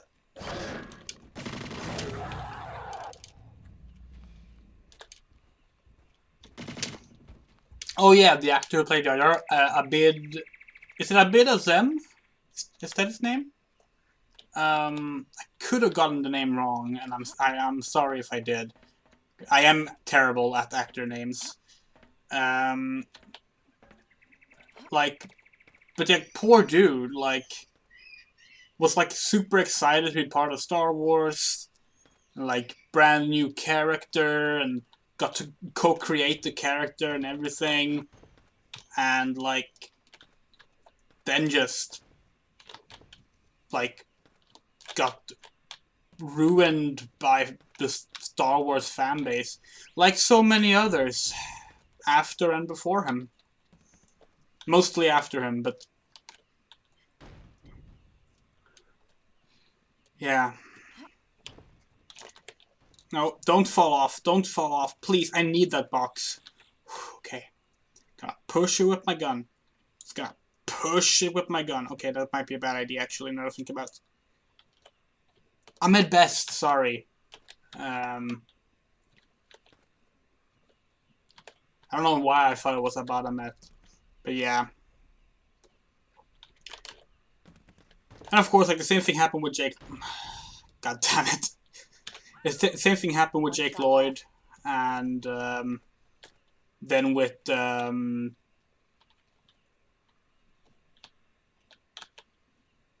no. Wait, do I even need to go up here? Wait, maybe I can jump over. Carving up out to the southern basin, the Atherton Causeway would bring visiting scientists north from the southern beach. One shot left. Kelly Marie Tran was who I was thinking of. It's just, it's so sad.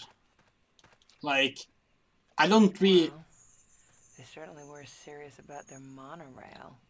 I don't like stuff like, oh, this is the worst fandom, but like in terms of like documented harm towards the people that made the things they claim they love, Star Wars is probably the worst one.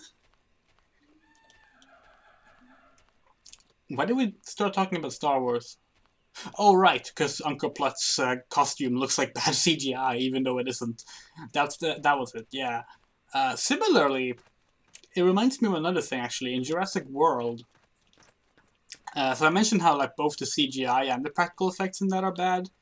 The practical effects are bad in a pretty interesting way, because, like, I said this when I was live tweeting the film, but, like,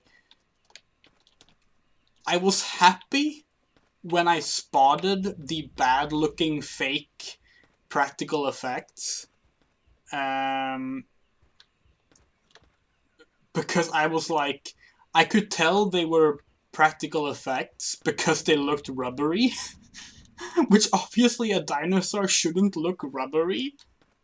But I just got really excited when I noticed that. I was like, these effects are bad, but they're bad in a different way.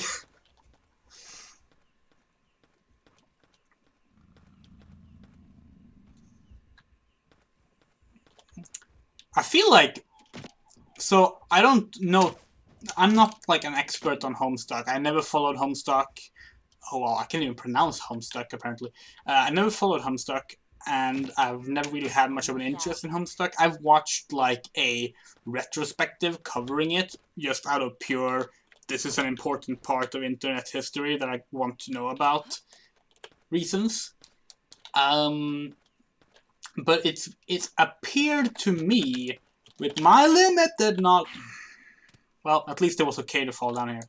Almost out. It appeared to me, with my limited knowledge of everything, that while there certainly were abusive fans that harmed the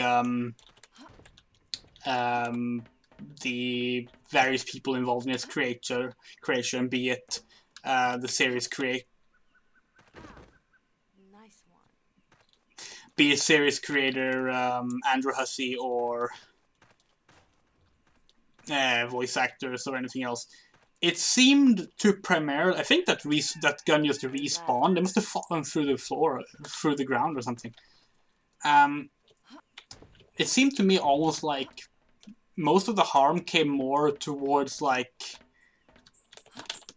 from people within the creation of it, in a way, if that makes sense. And I could be wrong, but it was odd. It was like, it seemed very self-destructive to me, if that makes sense. I'm gonna stand here and just regen health for a while, which means I'm gonna look at my tits for a while. Funnily enough, this works in real life as well. When I look at my tits, I feel better about myself. Little HRT joke for you there.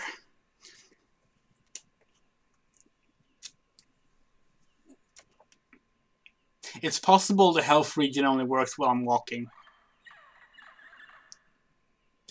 Yeah, okay. We're gonna try and jump over there. We don't have to, we can just drop down. Okay. Okay. We're healing. No. Come on. What? There we go. There's the growl again. There is something big. No, that's a Velociraptor. Well, I'm not gonna play with that one because it's all the way down. Oh, okay, I kind of want to shoot it now.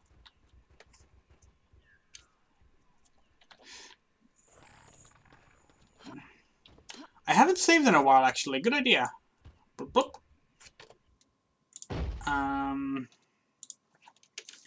Velociraptor below.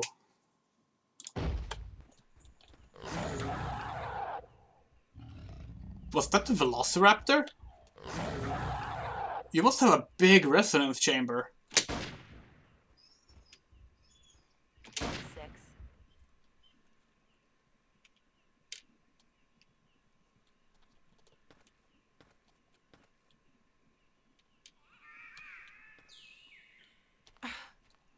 Yeah, take that damage again. Can't do a soft landing, apparently. Oh yeah, oh wow, I got so sidetracked. I never finished my Far Cry thought. So the maps are very confusing in this, and I feel like that was a common problem with games with open-ended jungle environments and island environments.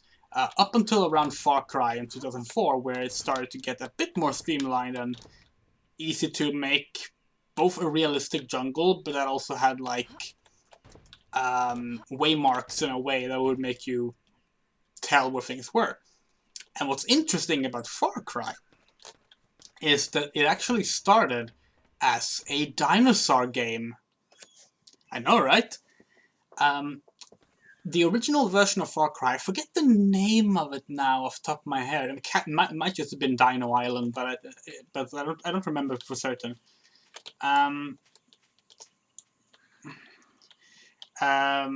It started out as a tech demo, and About 20. that tech demo was a 1981. oh. I stumbled out of the helicopter, already beginning to sweat, and looked around at the lush forest, the wet leaves.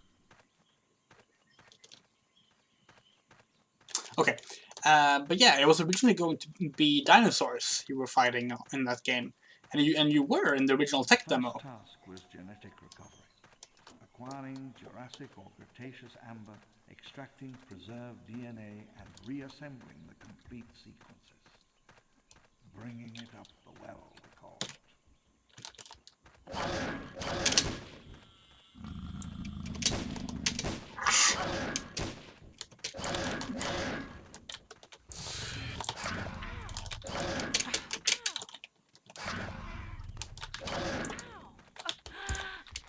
Wow.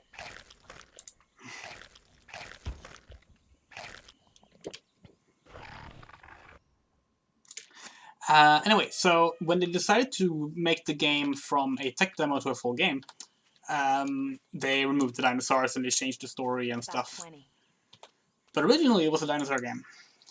And I believe you can still find like 1981. full playthrough of that tech Stumbled demo. out of the helicopter, already beginning to sweat, and looked around at the lush forest, the wet leaves.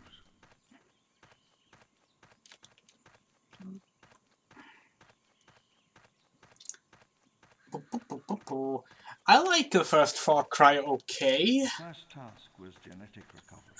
Far Cry 2 is my favorite though. Jurassic or Cretaceous amber, extracting preserved DNA and reassembling the complete sequence.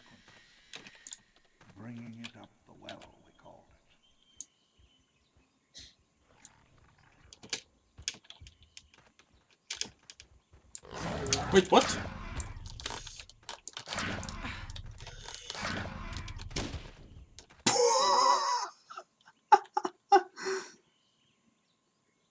Wow.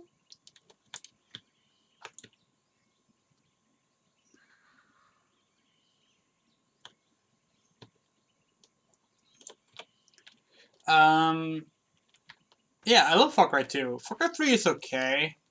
And then they just got so samey after that. It's like, eh. I hated Far Cry Blood Dragon. Cray XMPs move more data faster than any computer center in the Americas. Like, I absolutely hated Blood Dragon, which I know is not what most people feel like, but I did not like it. In 11 Then... months, Okay, Site no, B keep became the talking. most powerful genetics facility in the world. Whatever. About 20.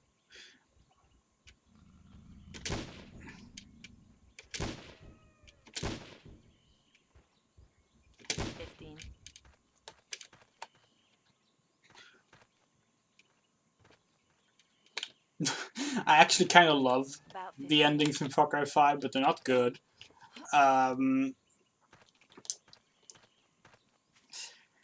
yeah, I don't know, like, the games here has been, like, the same games since then, and that was before, like, the, revelations about Ubisoft. And now I'm just like, even if Far Cry 6 looked appealing to me, I wouldn't get it.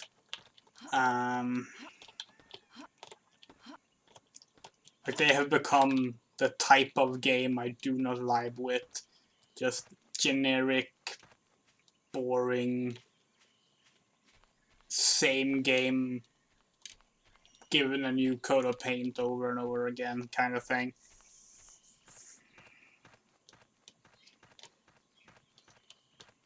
But I do think the second Far Cry is fantastic. The extinction of species, the history of life on Earth, is being methodically reversed. Although, as I've said this before, Far Cry 2 is like a very inconvenient game. Like, it is a game that does not respect your time, and it is also just full of like various ways to make things harder for yourself. And as a result, it is like the opposite of a mainstream friendly game, but that's also what makes it so interesting, you know? 15 or so. Like, I love games that have interesting things to them, more so than games that are polished or 12. made to be, like, just... Like, 10. you know, there's definitely value in a well-designed game, but I will value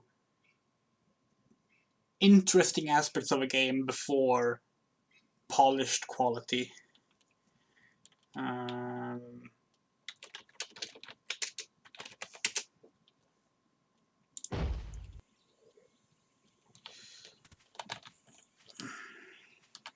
It's why I love Trespasser and Far Cry 2 and Alone in the Dark 2008. Actually, Far Cry 2 and Alone in the Dark 2008 both have some really impressive fire physics. I was going to talk about that. It was actually mentioned in the chat earlier, the Alone in the Dark fire physics. But Far Cry 2 also has really good fire physics. By far the most advanced fire physics in the series. Someone did a comparison of, I believe, Far Cry 2 and Far Cry 5.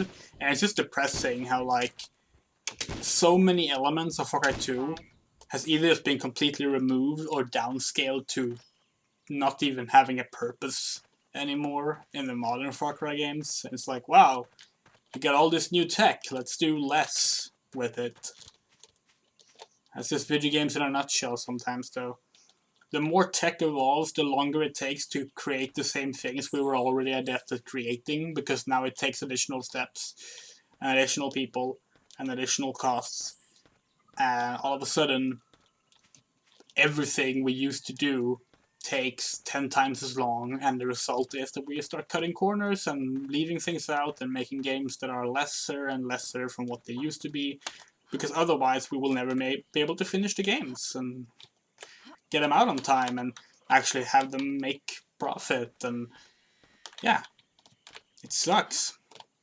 Like, I remember when Metal Gear Solid 5 was being marketed, and Kojima was like, the Fox engine is so advanced and we need 3 different artists for every texture, because one has to adapt this element and one has to be like a photographer and adapt this element, and another person has to be this and adapt this element, and we used to do this with just one person, but now it's 3 people. And I'm just like, how is that good? Like, I mean, great that you're paying 3 different artists. Like, that's great, but that means 3 more people have to work in sync, which is always difficult. Which means that like every single texture now has additional elements that must align 2, in ways they didn't have to before. 1. Oh shit. That's it.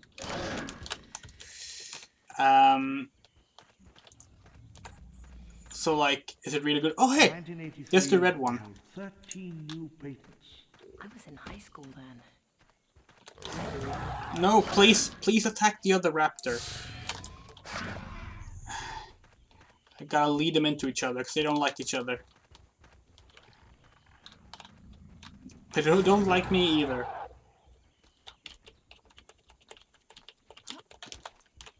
Fight. Fight, fight, fight, fight. Or not. This is running speed, by the way. But yeah, like... Ow. I mean, that's the reason as well why, like, people wonder, like, how come RPGs have, like, less side quests and less this and less that now? Less customization, less story branching, and it's because games take much longer to make now.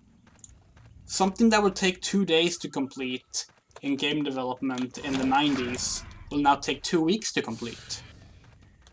The rock is too heavy to pick up. So there is just no realistic way to make the games used to unless you go back and do it in the old ways. Fertilization of an artificial ovum. My hand shook as I held the tiny eye drop. 1 drop. 2 drops. There. The genie was out of the bottle. The rock took shape inside its egg and I watched it on the ultrasound monitor. It looked like a ghost.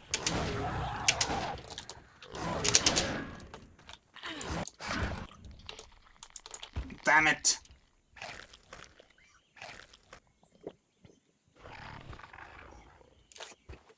And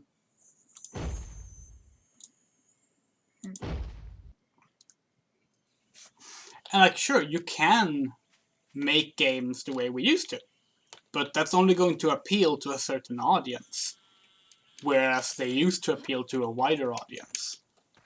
So it's complicated. Like,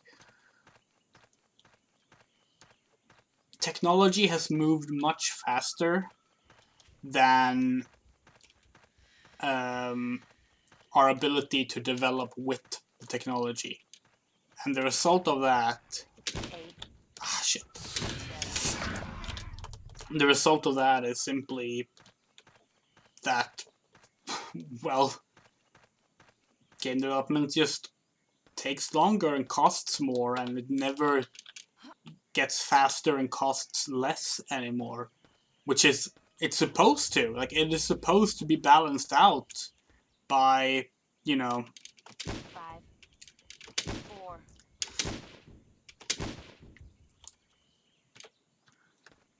Like, it is supposed to be balanced out by, 2 shots.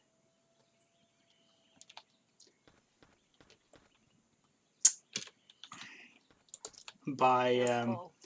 progress, making things easier, but it doesn't anymore. There's no time for it.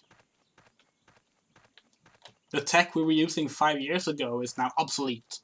We need to upgrade everything and relearn everything. Permitted no failures.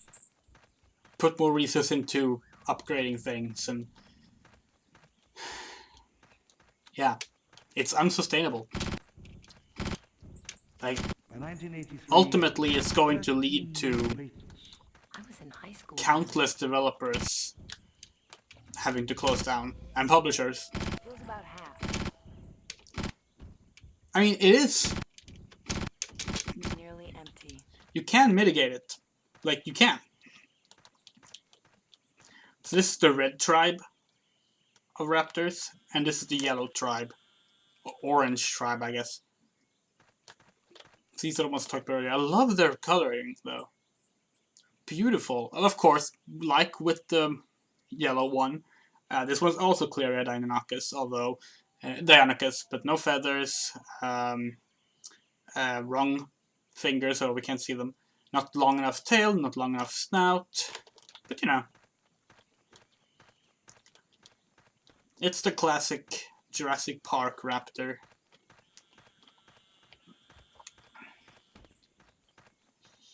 But yeah, I don't know. Like, it can be mitigated if publishers are willing to realize these things, and as a result, stop demanding everything to be bigger and bigger and bigger all the time. But are they? I don't know. Part of it is consumers as well. Like, if consumers keep demanding more and more advanced stuff, then yeah.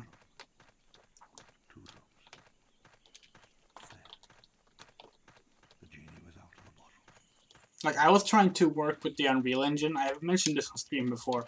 I was trying to work with Unreal Engine 4, which is not even the latest Unreal Engine now, because Unreal Engine 5 is out. And the free assets on the asset store, the ones that you're supposed to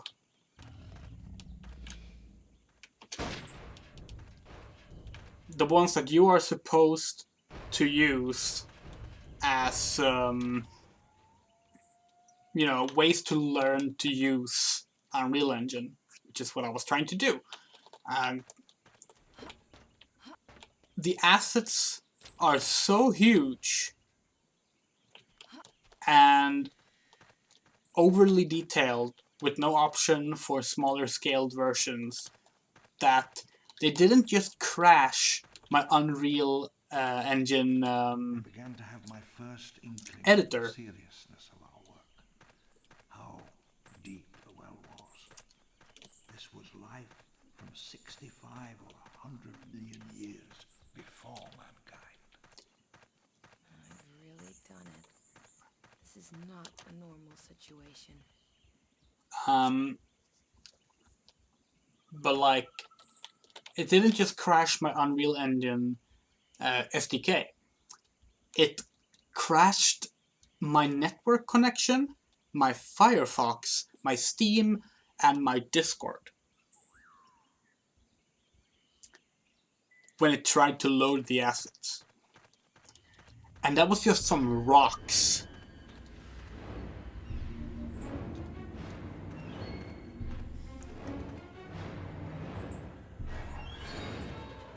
Wait, what?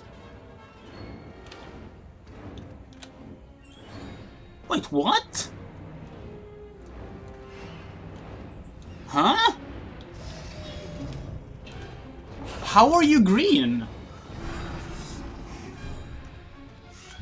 Did I misremember? Oh, shit. Is it the brown one that isn't?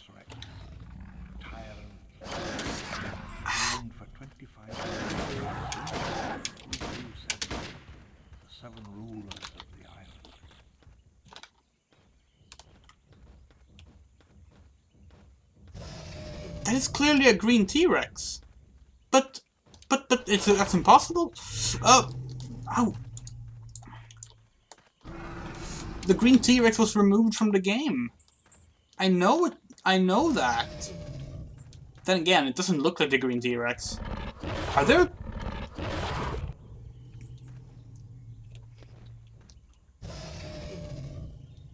Maybe there's...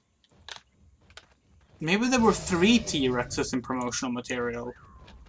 Because I promise you, the green T-Rex I was thinking of, the first one that was shown, was cut from the game. And while I have installed some mods to help the game run on modern computers, I did not put in anything to change the dinosaurs, I think. Levy, please, not right now. I don't have time. 6 rounds.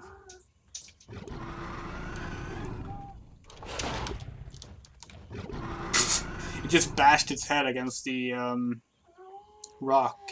Levy, please. I don't have time. Can you wait? Ah, the cat. 4, 3, 1.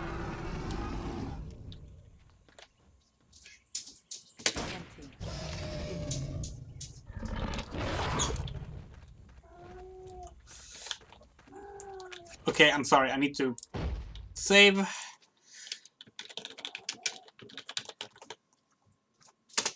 And then I need to go help my cat. One sec.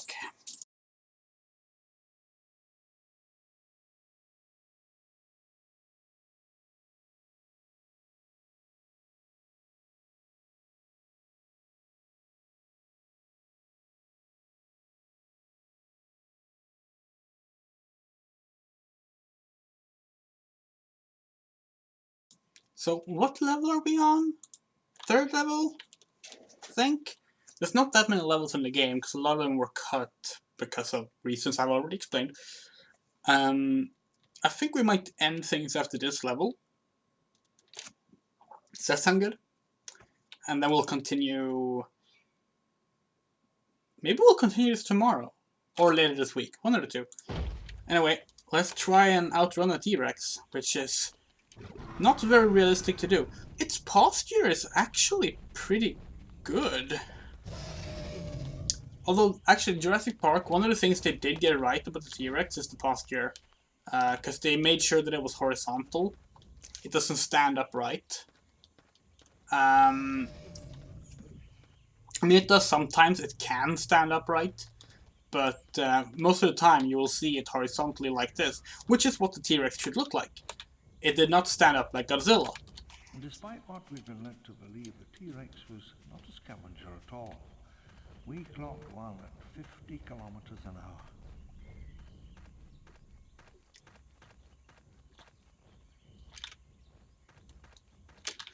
Yeah, I don't get it.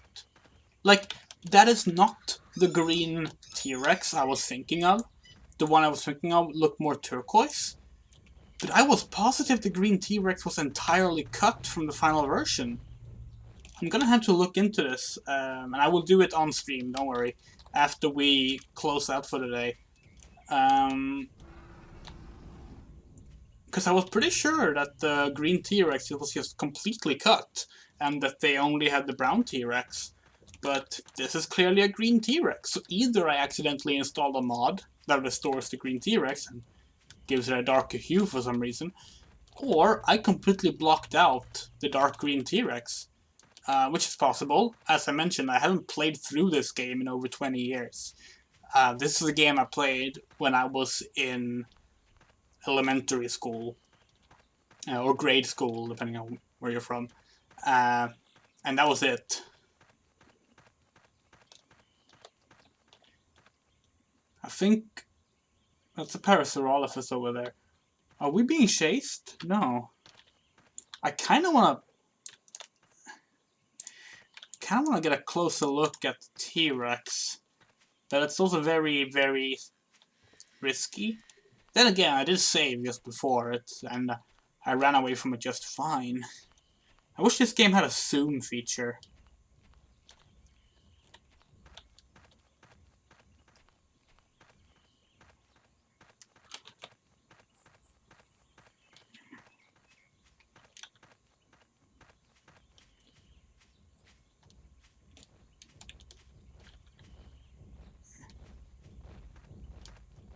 So I think the idea here is that it's gonna chase you down, but because of the AI and the physics engine that they adhere to, it's probably not going to.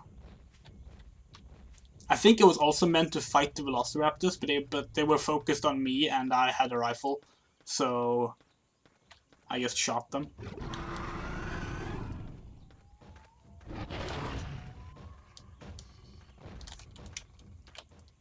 Now it's standing a bit more upright. But yeah, look at that. I guess it's a bit grayish though, rather than just green. So maybe it is a different one. And I just forgot about this one. Oh, oh, oh, oh! Oh, it fell over.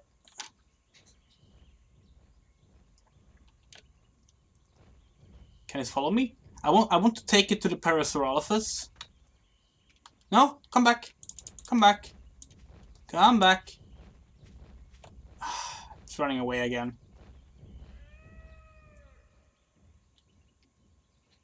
So I really want to see it eat someone.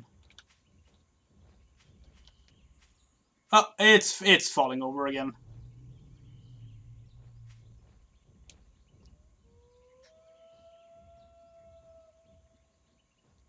Well, mechs are very much inspired by how we used to believe dinosaurs walked. Like, traditional mechs, at least. So that makes sense.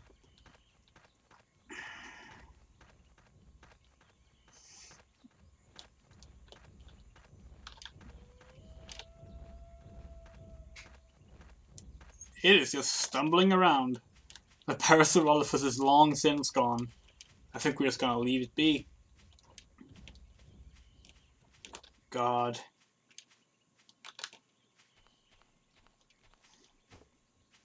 I mean, yeah, Mechagodzilla is a pretty obvious, like, baseline of how we view giant robots, after all.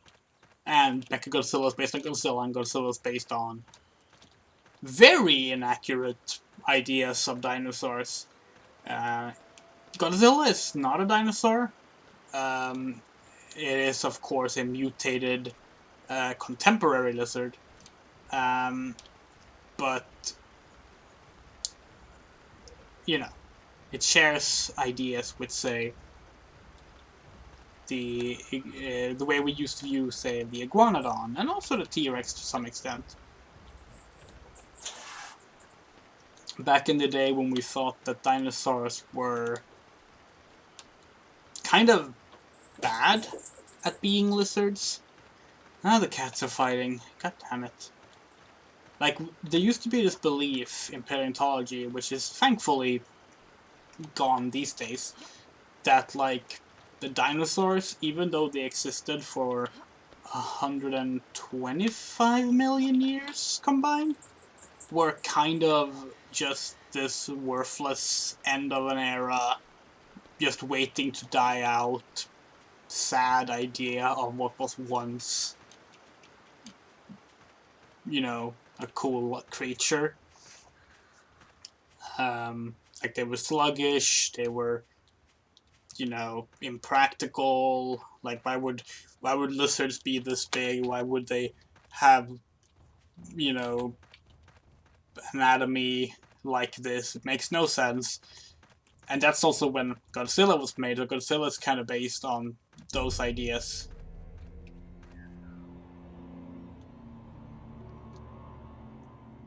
Never know if I'm supposed to look at something when the music cues happen.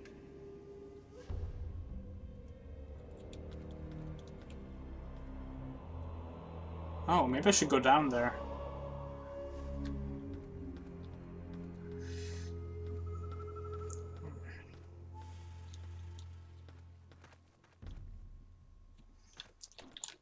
Boot! Still had a foot in it even. Can I open this? Nope. Gun? Hasn't been used. This is a, not sure actually. It's pretty small. VP70 it says, but that's no doubt the fake name. Yeah, I don't know. I don't recognize it.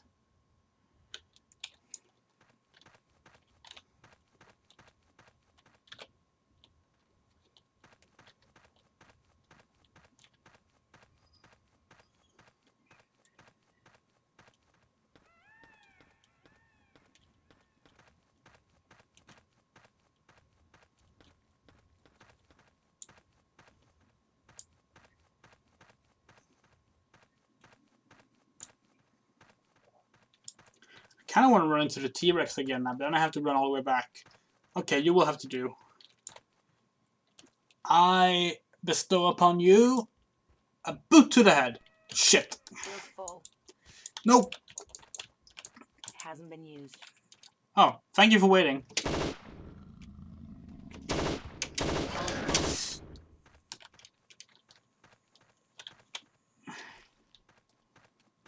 Oh, so it is the VP70. Alright. I thought that would for sure just be a fake thing, because they wouldn't have bought a license for the actual names, but Oh, god damn it. Gone. Nearly empty.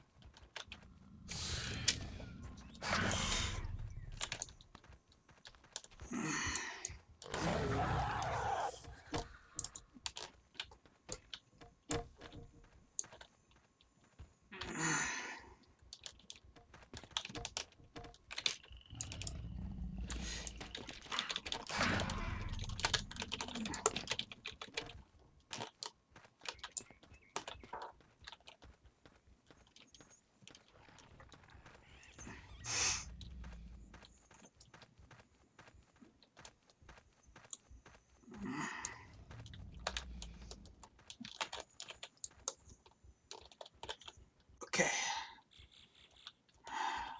Okay, Raptors.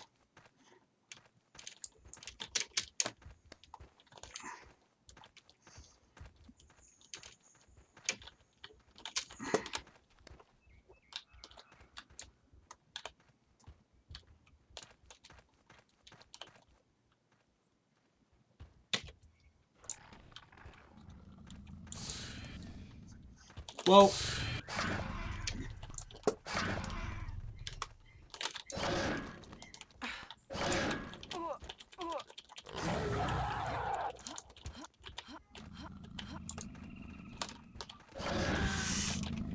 God damn it.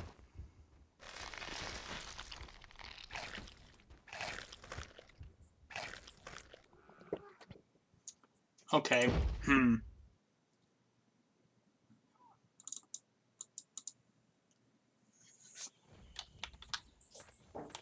So I'm not sure how to get past that section with that useless gun. I'm probably just gonna have to boot it and like run. Book it and boot it. Still thinking of the boot I picked up. And despite what we'd been led to believe, the T-Rex was not a scavenger at all. We clocked one at 50 kilometers an hour.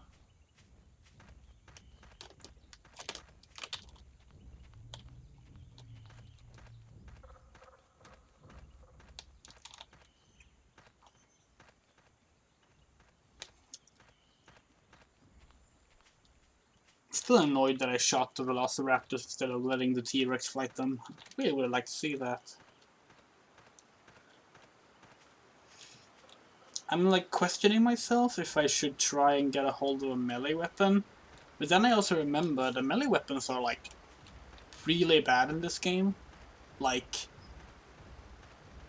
even by the standards of weapons in this game, they're pretty bad.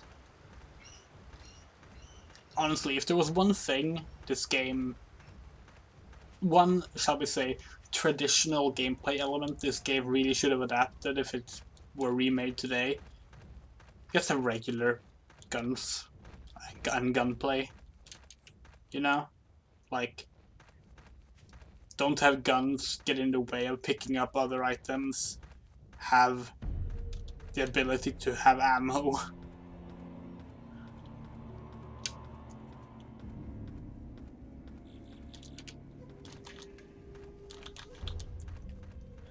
Well, there is one good thing about the melee combat. And if I find a melee weapon, like something the game considers a melee weapon, I can show it.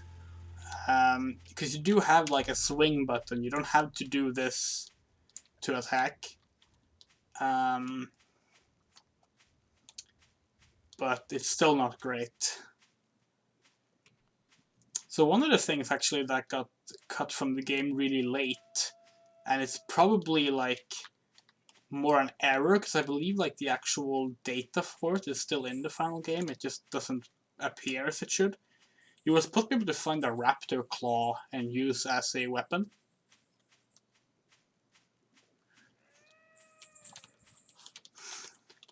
And it's in the strategy guide.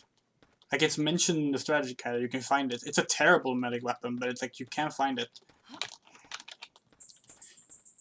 You might be wondering how I know it's a terrible melee weapon, even though I have said I haven't played this game in 20 years and it wasn't in the final version.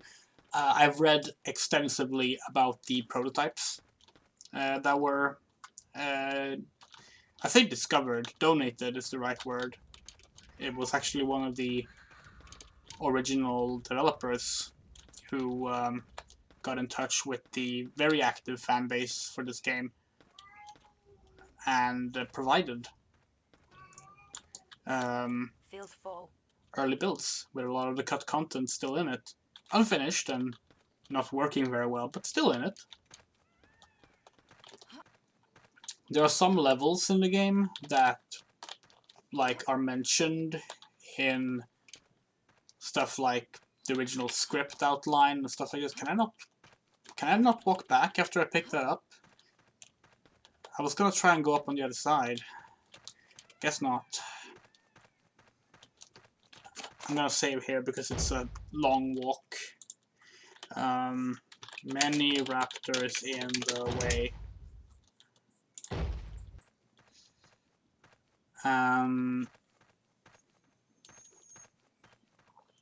Yeah, there were like 3 levels that were planned that didn't even start development, and then 3 that started development but were never finished or were merged into other levels.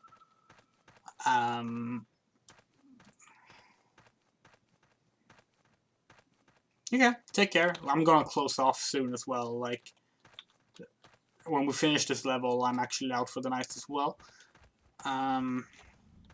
Although I will do a little bit of research and look into the T-Rex matter before we close the stream. Hasn't been used. Half gone. Almost gone.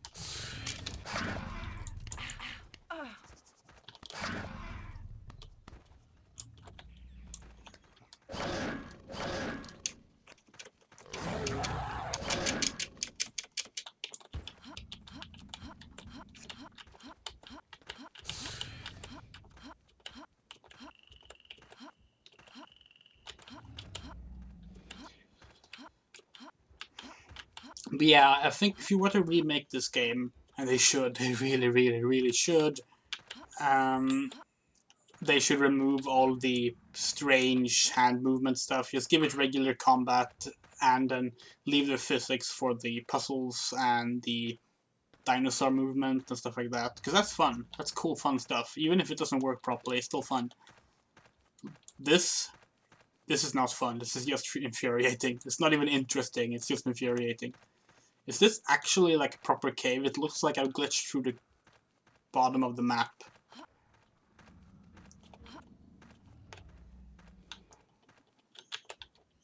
Oh no, that looks more like proper designed terrain. Oh great, even more raptors. Look at that stretch texture. Hello, Leda. I don't think you could make it an option. Like, if you were to remake this game, you would have to, like, completely rework everything. At that point, you can't just have, like, the option to activate it. Like when I say remake the game, I don't mean, like, the mods, like, that fix up the game. I mean, like, from scratch, start over, make the game again. And I don't think that it's realistic to make these arm movements work. Oh yeah, this is a plot point, but I'm scared, so I'm running. It hasn't been used.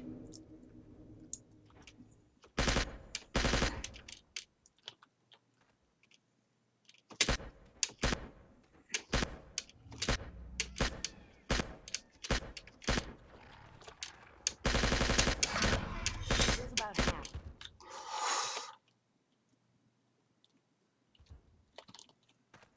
No, I mean, if you were to like implement these kind of hand physics, you would probably have to rework and change the entire basic gameplay. And yeah, I don't know. Like maybe you could make it like a Wii game, and like give it more, like give it this kind of movement, but in a bit more refined, restricted way. Because I mean, this isn't too different from how like Wii FPS games would control. And those work fine, but you know, I don't think you can do like this kind of stuff and have it work in a way that will not just be really infuriating and angry and make people angry. And if you're gonna have that, well, the original game exists.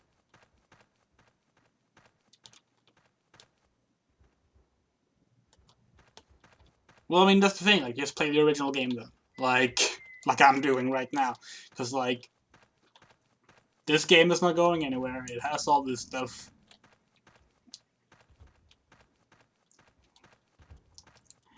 This is not the way I'm supposed to go. I'm pretty sure I was supposed to go the other way, but that's why I'm walking this way first. I want to see if we find something cool. Like a little lore tidbit.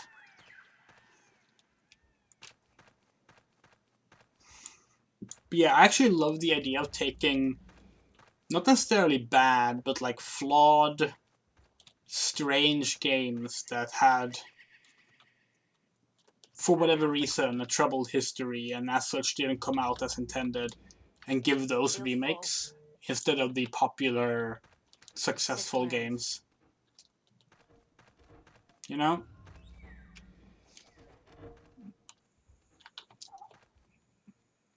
Yeah, I don't know if you can open these somehow. If you can, I don't know.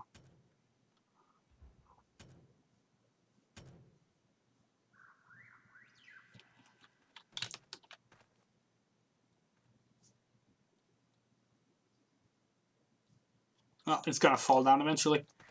So, we had a plot point here. What brought this helicopter down in what is clearly a velociraptor pit of some sorts? I don't think velociraptors had pits, but, you know, that's okay.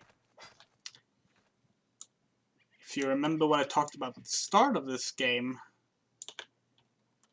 you might be getting an idea of something now. I'm gonna try shooting at this. That didn't go well. I'm just gonna leave it.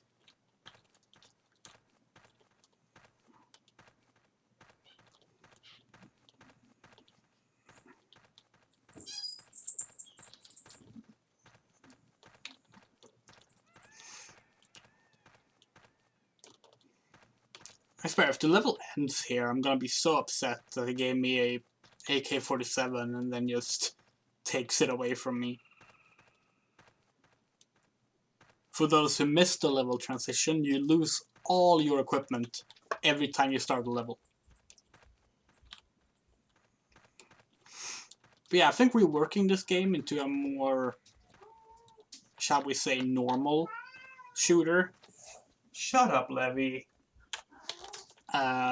Would actually make it a really appealing game, and I think it would be really popular. But that is not what this is. This is a very niche game in the way it is right now, which is fine. I still love it.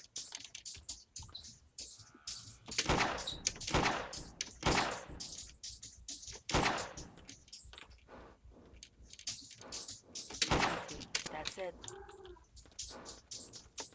Feels full. Don't come a step closer. Warned you.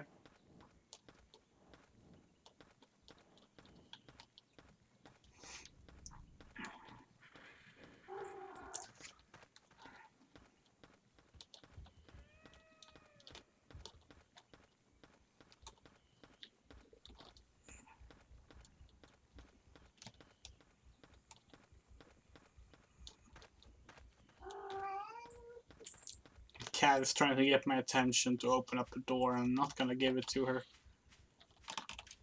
Trying to make sure I don't teach her that whining is gonna actually make me to do things for her. But it does come with the added caveat of her whining.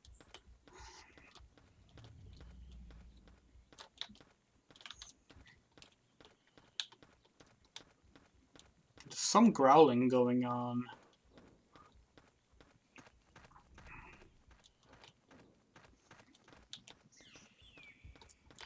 Maybe it's T-Rex? Oh, level geometry. I think it was pretty odd, the placement of the T-Rex we found earlier.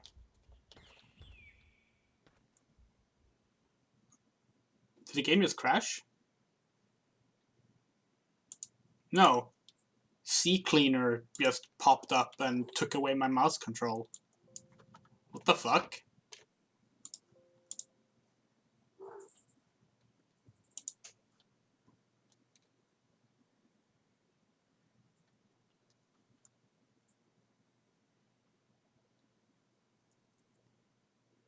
What is it even doing? It's like... Sea Cleaner crashed. Okay. Odd. Should I check what's deeper here? Is that a Triceratops or a rock? Yeah, I'm gonna save. That's a good idea. I'm surprised that we haven't like fallen through the level geometry or something. That seems like the kind of thing that would happen here. Triceratops or rock. I can't spell today, but that's okay. That could be a Triceratops. No, it's a rock. To be fair, the Triceratops looks more like bark. I pointed that out earlier, but you never know with this game. The graphics are not always super clear. Because it's a very... Oh, look at that, level geometry. Or rather, the lack of level geometry. A lot of the time, this game's graphics are just a little bit too much for itself. There we go. Is that a living Velociraptor? No, that's the one that I shot. There we go. All the pieces came back together. See, I would have put the T-Rex here, right? Like after the Velociraptor pit, not before that whole thing. Oh, hello. Full clip. Full clip? How?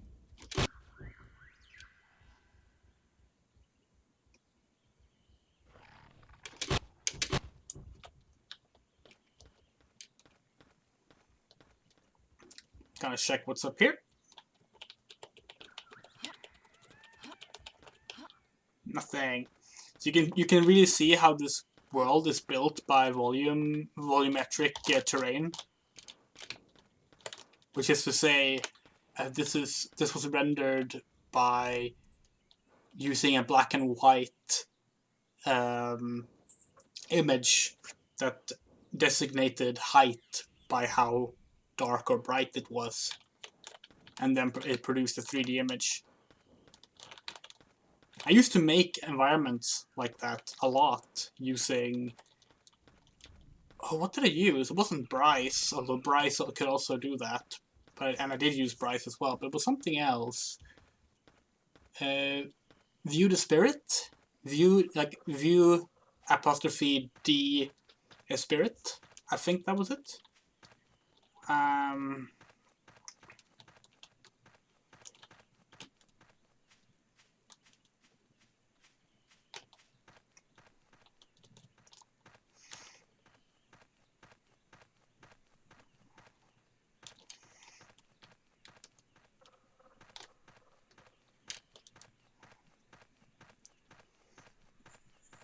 I gotta say, this game is actually easier than I remembered. Maybe it might be because I installed the whole make Trespasser run on modern computers fanfix, which maybe that made the game less buggy in some regards, so maybe like crashes and stuff like that I've avoided. But I remember a lot more physics puzzles than I've actually seen here.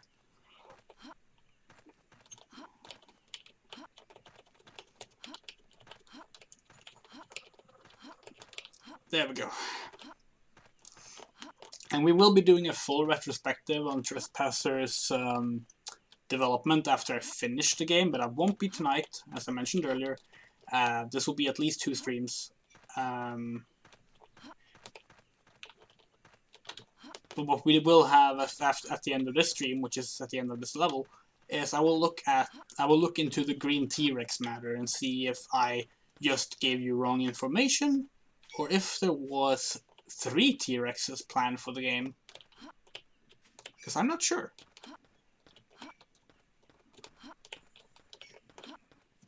Now, I guess regardless of what the answer is, I did give you the wrong information, but in what way I gave you the wrong information?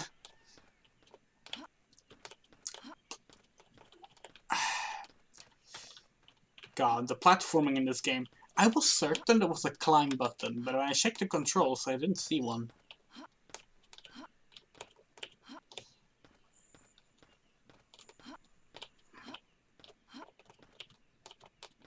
God, I would love to make a dinosaur shooter. Like, not necessarily in the vein of Trespasser, although I would. But just, like, in general, like, we need more dinosaur games. And games that make use of modern dinosaur like discoveries and not just the same old 90s era of dinosaur knowledge based on Jurassic Park. Not because there's anything wrong with that, there's a lot of charm to that and I like it, but there's so much more you can do with... this feels like the end of a level. Are we really not gonna get to use our Kalashnikov, our AK-47 on the T-Rex? Because that feels like a... like, cop-out. I might actually run all the way back with my AK-47 if this is the end of the level. That's why I saved there.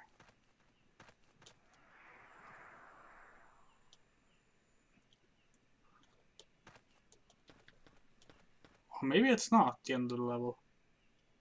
Our screen is shaking. That means a big dinosaur is here and walking. Because that's the only time the screen shakes. But I'm not seeing one.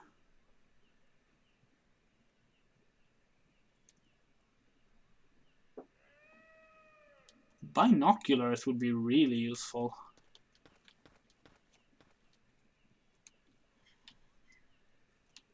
Oh, right. I had... Okay, so this is like... How long have we been streaming? 2.5 hours. This is like probably 90 minutes ago that I had this thought that I never finished. There used to like kind of be a short-lived tradition. Am I supposed to jump into the water? Because that seems very unsafe. Tits first.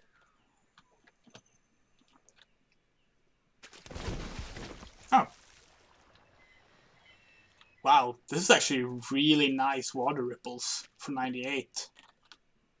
Like, that is gorgeous. We would not see water ripples standardized in games like this until well into the PS2 era. That is really nice. That is also clearly big dinosaur footsteps. Okay, so the thought that I said I was gonna finish. It used to be a tradition of making like video game sequels to the Jurassic Park films. There were several sequels to the first Jurassic Park. The arcade game was one of them.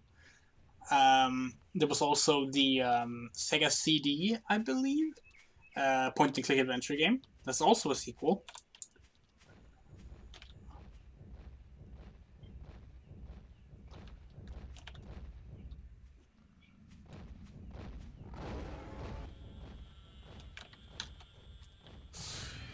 What is that?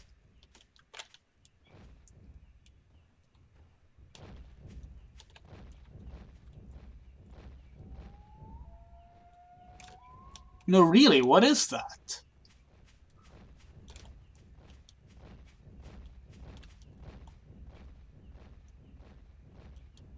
Hammond?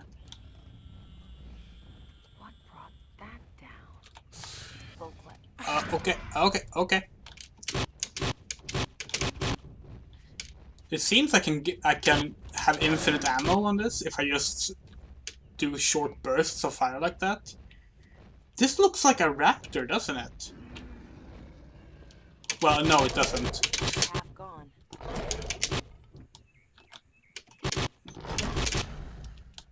It looks like a much larger animal. But the head doesn't. It looks more T-Rexy, the head. It's supposed to be an Allosaurus? Very slim head. What is this? Wait, does it have a killer claw? No. 3 regular toes. I'm pretty sure that the raptors don't have that in this game. No, they have a very distinct killer claw. Maybe an Allosaurus? Albertosaurus? Could be. Could be. I actually don't know. I am genuinely not sure. But I did just see this. And it makes me wonder, could I have done this? It's half gone. I could have. This is probably how I'm supposed to kill that. And now I'm kind of annoyed I didn't. When did I save? When did I save? Okay, let's redo this.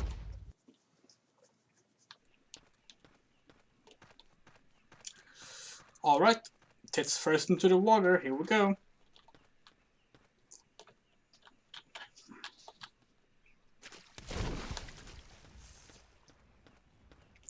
Okay, where's the car?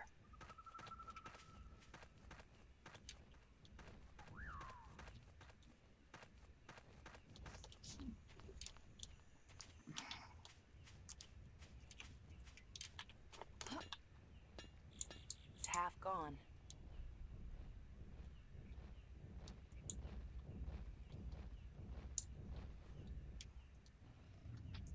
I want to see if it attacks the huge Parasaurolophus first.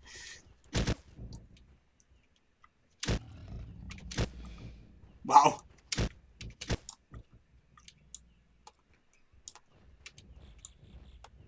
So the thing is, like, I can't actually turn without also turning my head.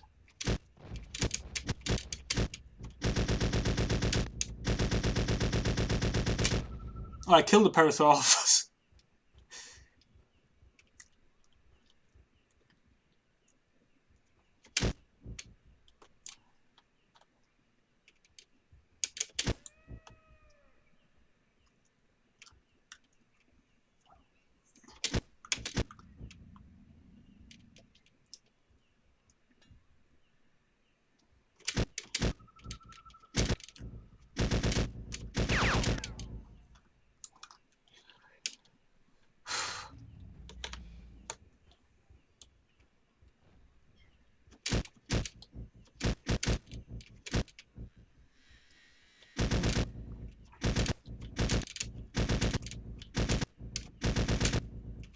Almost out.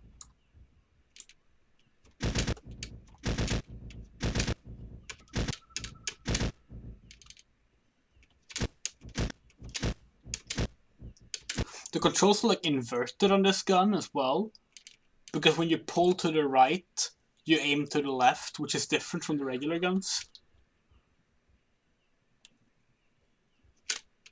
And like, it makes sense because of the way the game is designed. Like that's how it would work, because you're shifting the weight of the hand. But when the regular guns don't work like that, it is pretty strange. Ah, not even gonna try that. So yeah, what do we think this is? It's clearly some kind of theropod. Wait, is that a killer claw? No, I don't think so. I think that's just like a broken foot.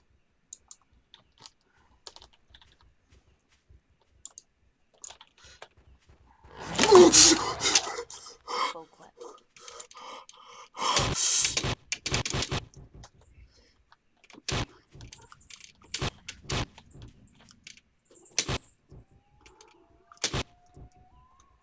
Feels about half. Scared the shit out of me.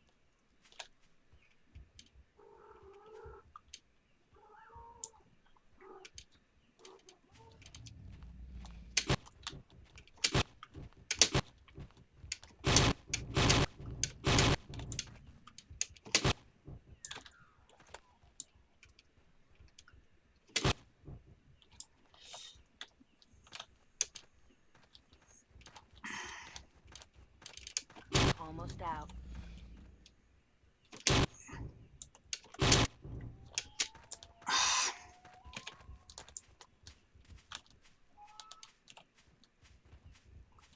It's injured. The jungle canopy hung over us. There was an utter silence. Far away I could hear a Jeep engine idling.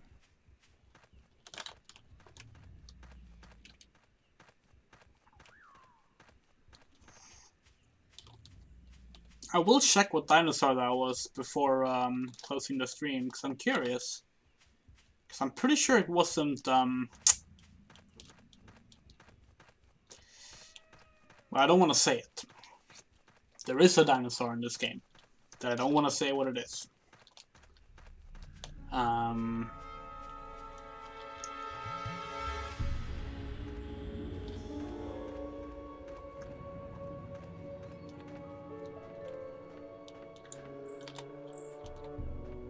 Feels full.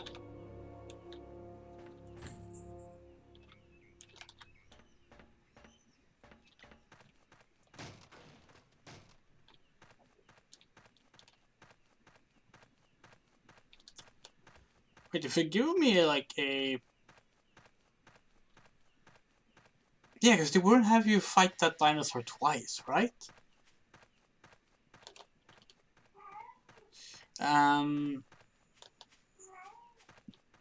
But I'm not sure what else it would be, because it could be a Ceratosaur, maybe?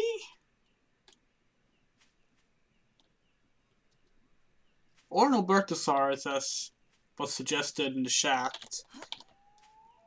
Could be an Allosaurus.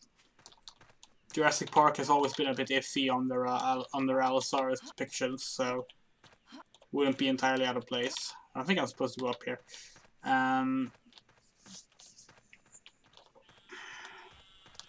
There's some we can rule out quite easily. It was not a Carnotaurus. It didn't have the right horns for that. It's not a...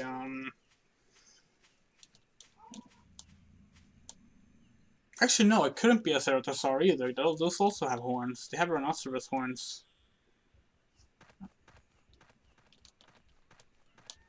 The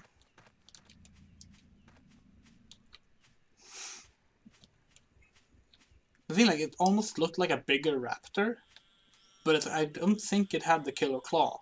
I think it was just that the foot got twisted when the other raptor made it flip around. But it wouldn't be... It wouldn't be a Utahraptor or anything like that. And if it was an Oviraptor, it would have had the little bump on the nose, which it didn't. It looked more like a T-Rex head as well, which makes me think Allosaurus or Albertosaurus, as chat mentioned. The thing is, like, Jurassic Park tend to stick to famous dinosaurs, better or worse. Oh, hello, Mac 10. Feels full. So it probably won't be like something too far out there. But I don't know. I was expecting John Hammond to come in and tell me what it was, but that didn't really happen.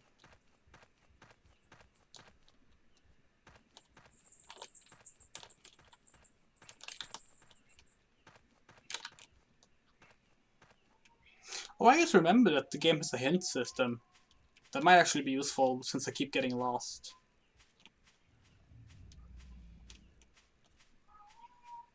So I think I've learned by now that growl is actually the Velociraptors. Even though it doesn't look like one. I mean, sound like one.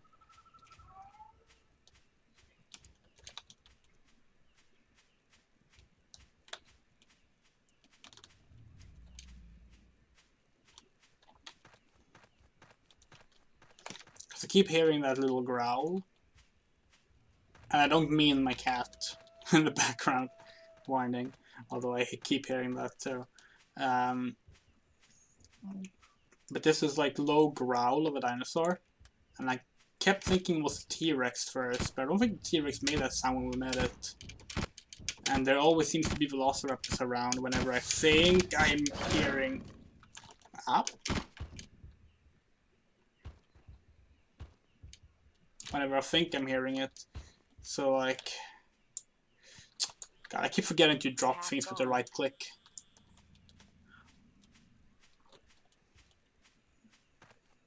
I think I just completely walked the wrong way. Better be a good Hammond voice clip here.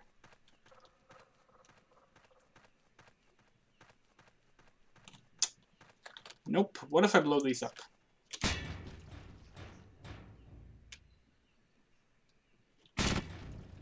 I'm not gonna blow up. No, I'm stuck in a hole. There we go.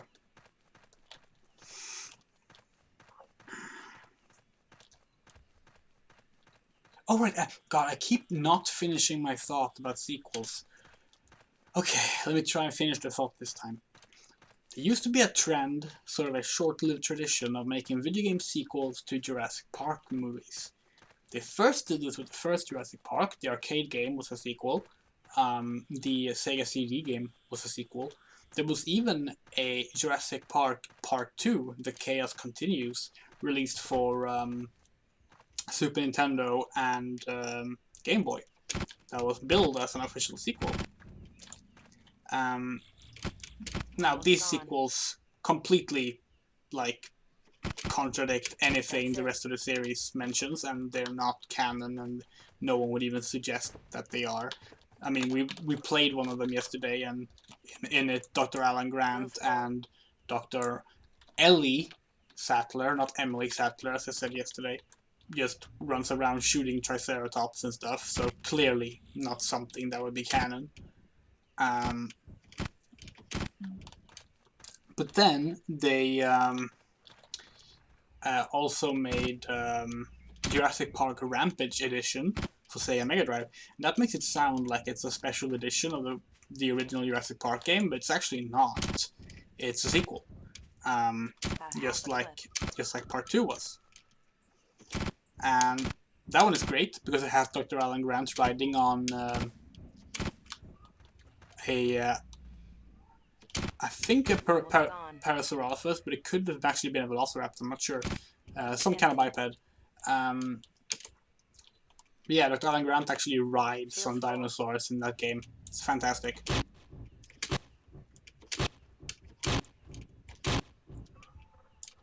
And of course, in 2011, which is actually after the tradition ended, you have the Telltale Jurassic Park game, which I have said is bad, and it is, but not like, it's not horrible really. It's just very underwhelming and uninteresting, which in some wow, I think the physics engine just collapsed on us.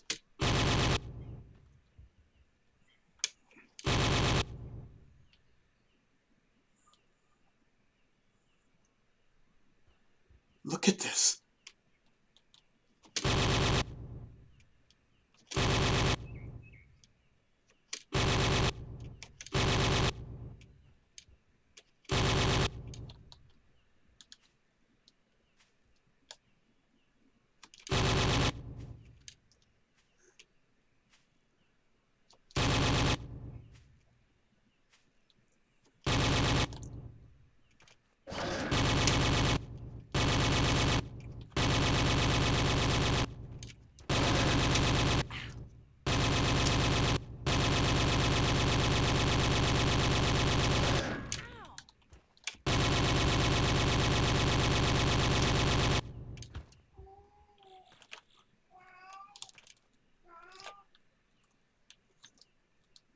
So this amazing frame rate drop is because this Velociraptor has passed through the ground, and we are so saving this.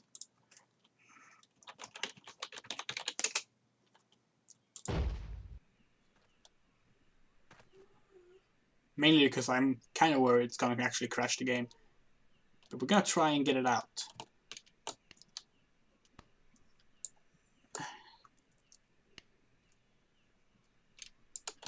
Come on.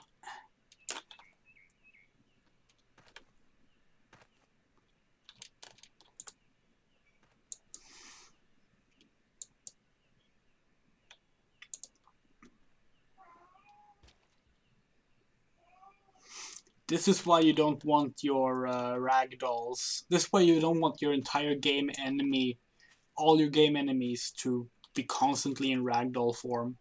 Because if something goes wrong, it means the game is going to be making endless calculations. Hopefully if we go far away enough, it will just stop render the raptor. Okay, so I will continue talking about the Telltale game.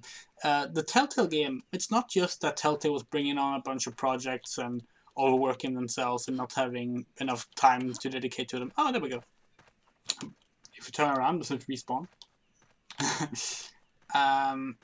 It's also just that their ideas for it weren't good.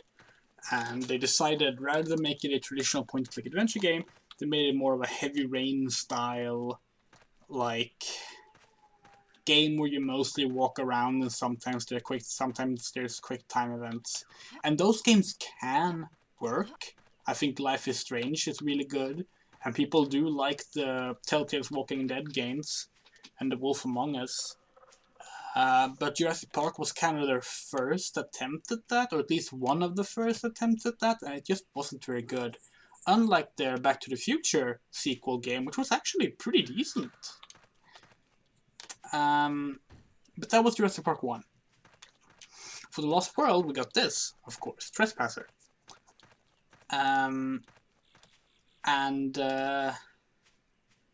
Like I mentioned, it was billed as this big official canonical sequel. This was the next Jurassic Park chapter.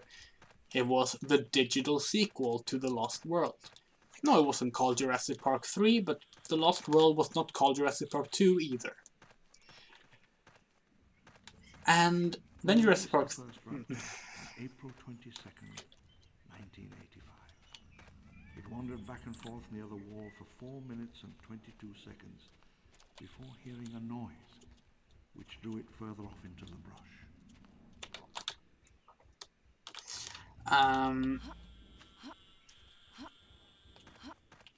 Then Jurassic Park 3 came out in 2001, and there was actually a game in development for that. First, it was going to be based on the movie, but... In 1987, the franchise reached full size. The ecosystem of another era began to reassert itself. But the thing was, Jurassic Park 3 was being filmed, and a lot of things were changing mid-development on that film. So the developers of the Jurassic Park 3 game... In the jungle, the forest, and the mountain, 3 raptor tribes staked out territory. Albertosaurs and 7 T-Rex chose their dominions. Uneasy borders drawn around forest, ridges, and ponds. There you go, it's Albertosaur. Couldn't tell me that when I was actually asking for it, though. I'm gonna stand still here and finish what I'm talking about. So Jurassic Park 3 comes out, and in development, they couldn't really get details on Jurassic Park 3, apart from like which dinosaurs were gonna appear in it, because things were changing. So the developer, Savage Entertainment, was told to instead make a separate game. It was, again, going to be a sequel, releasing at the same time as Jurassic Park 3. It was going to be called Jurassic Park Survival. And it was kind of this like survival horror game, a bit like Dino Crisis, but also with like platforming and puzzle elements. It was likened mostly to Tomb Raider actually, but it had fixed camera angles, unlike Tomb Raider.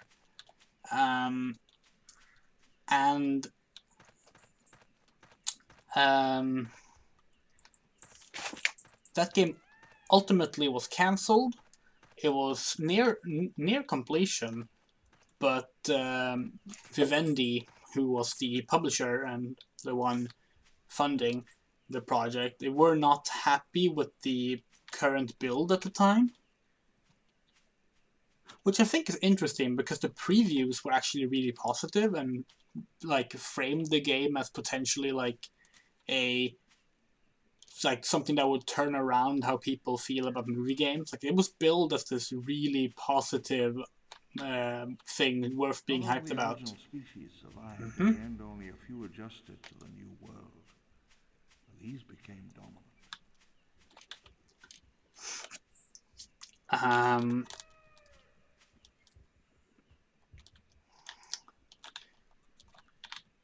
Do I have a gun? About half a clip.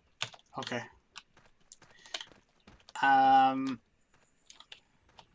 But because Vivendi weren't happy with it, even though everyone else was happy with it, apparently they were really upset that the animations for the dinosaurs weren't good enough, which is a strange problem to have, and feels like something that could have been solved.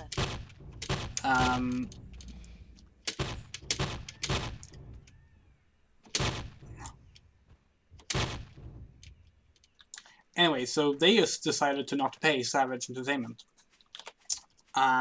So they stopped developing and was like, we're not going to develop the game or fix your issues if you're not going to pay us. And so Vivendi were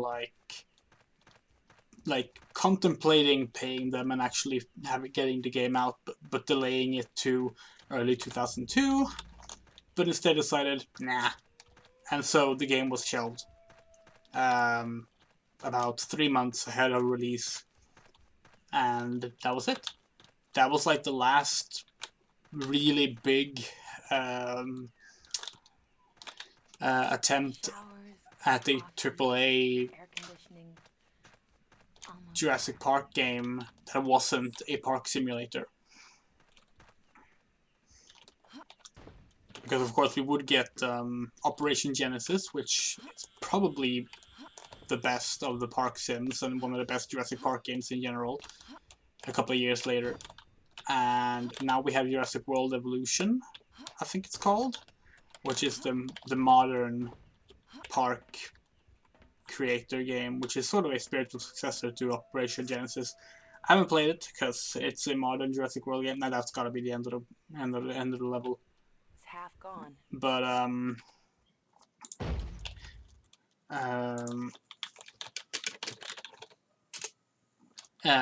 but I hear it's pretty good.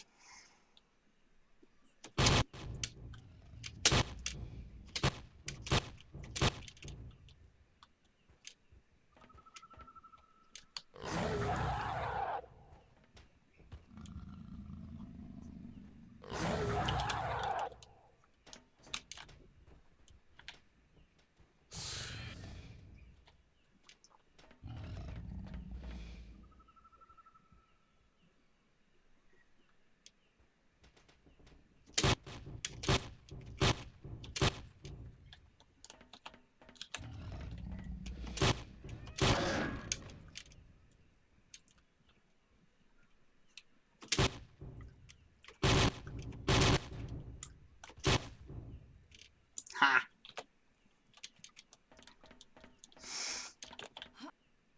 It's a shame because I think like survival horror Jurassic Park game like this, if properly fixed up and made nicer, could be really good. Okay, so this is the 4th level, and we're going to be stopping for today. I think this is the level that was mixed together with planes, actually. I'm going to put level 4 there. So, what we will do now, before we close out for the night, is we're going to look into this mysterious T-Rex thing. Because I want to get to the bottom of this. So first off,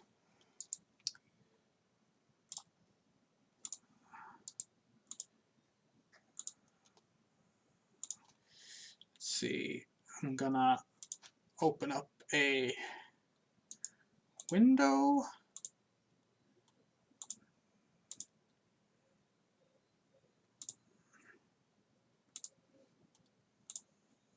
There we go.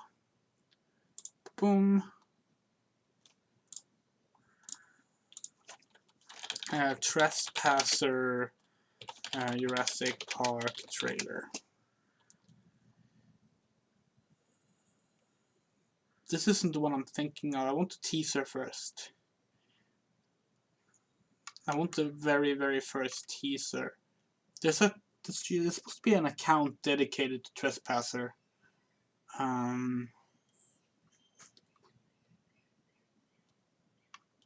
That I figured would show up here, but maybe it...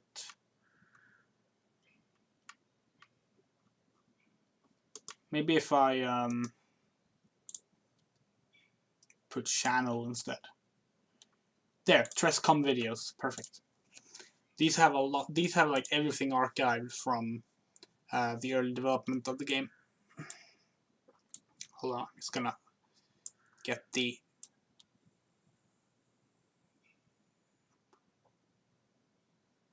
Yeah, sure, that will do.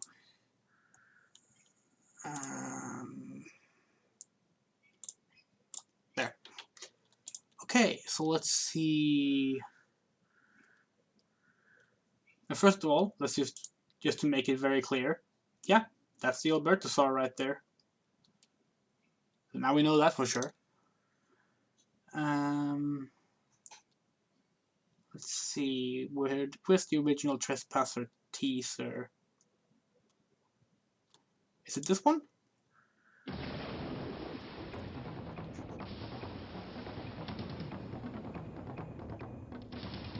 The digital sequel to The Lost World. And the next generation 3D gaming. Oh, yeah, here it is. There it is. The green T-Rex. See how bright green it is? That T-Rex was in all the marketing materials, alright? And here's a short Raptor trailer as well. It's very low quality, but it's because this was online video in the days before YouTube, you know. So you look at that. Pretty sure this area is not even from the game. She runs way faster. Yeah, it's completely fake. Here's some pre-release gameplay though.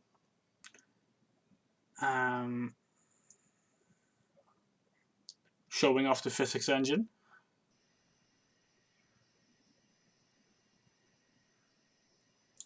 Like I said, we will be doing a full look over the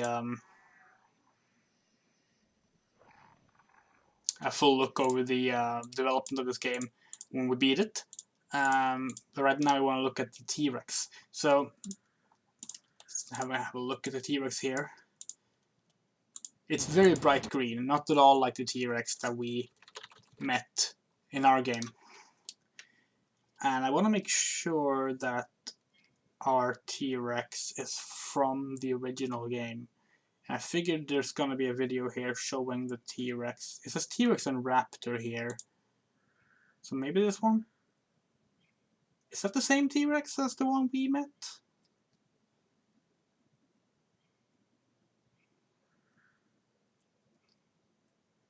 I think this might be the same one. Yeah, I think this is the T-Rex we met. It doesn't look quite as green here, but I believe that's just video compression and all the graphics cards at play.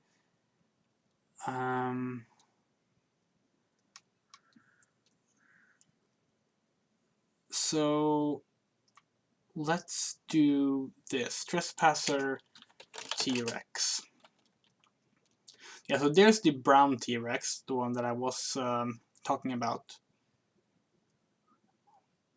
And yeah, green and brown T-Rex. So they do exist in the final game. It's the bright green one that is not in the final game then. I wonder if we do this, Trespasser prototype.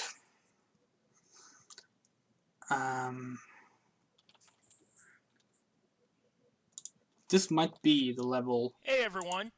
Nope. I'm gonna mute you, sorry. Glitch Hunter 69. I just want to look at your footage. This is one of their prototype builds. That we got quite recently actually. So this is actually Jungle Road, one of the removed levels. It was merged into, I believe, the Plains level. That could be wrong. So you see here, this seemed to be where you originally crashed your plane and discovered you were on Site B. I believe part of this was actually in the demo for Trespasser, and some of it is even in the final version of the opening stage that we played. I'm just gonna look around here real quick.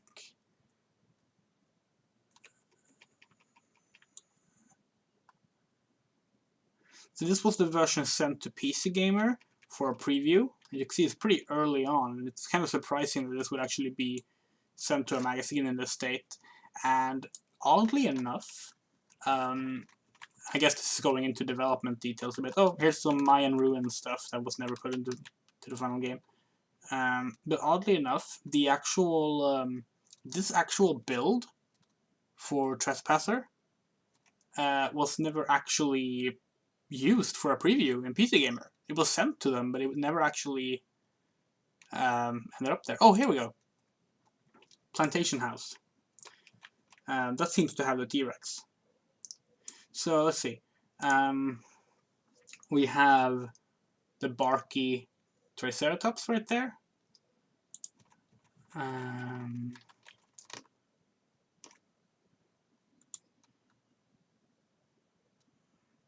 Oh, I wonder if this is before we got the big boobs.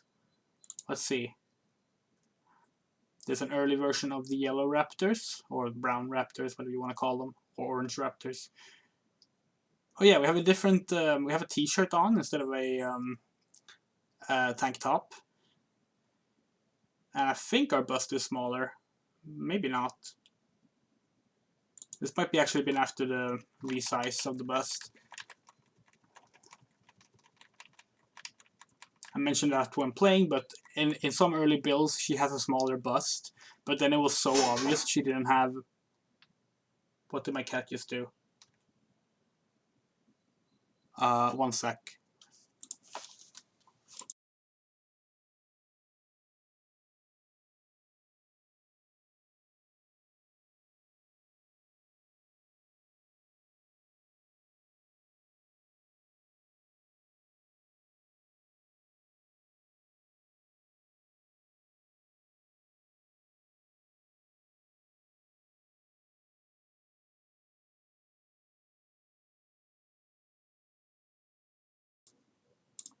Sorry about that. It was too obvious with her small bust that she didn't have any legs. So they made her bust larger.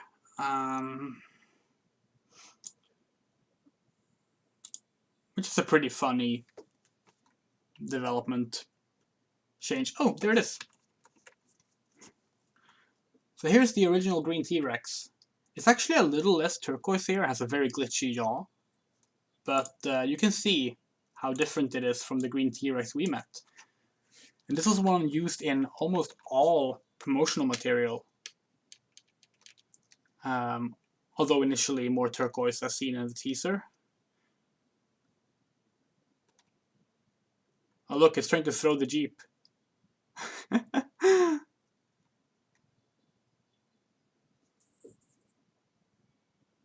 Look at that. It's pretty cool. I believe this was also a video by this Glitch Hunter. Oh, sorry, it's Glitch Hunter 09, not 69. I apologize. But that's cool. They also had some carnivores footage. So here you go, my little promotion of this channel that probably has way more views than my stuff does and doesn't need me boosting it. Oh, it also has the E3 prototype. Oh wait, no, they brought in the Protoraptor with protobones from E3. That's interesting. So this is some modding stuff. Okay, that's enough of that. I will show one more thing. Trespasser screenshot is probably the best thing to go for. First off, this screenshot was used a lot. This is a very fake screenshot. A lot of the screenshots for Trespasser was super fake and just like they were actually made to be like conceptual ideas for what the game would look like when it's done, but obviously this is not the final hand. You can't actually like you're not gonna, I mean that obviously isn't hitting the T-Rex. You're gonna miss like that. The T-Rex is much higher quality than the final game, but you know, still this is kind of representative of what we eventually got, I suppose.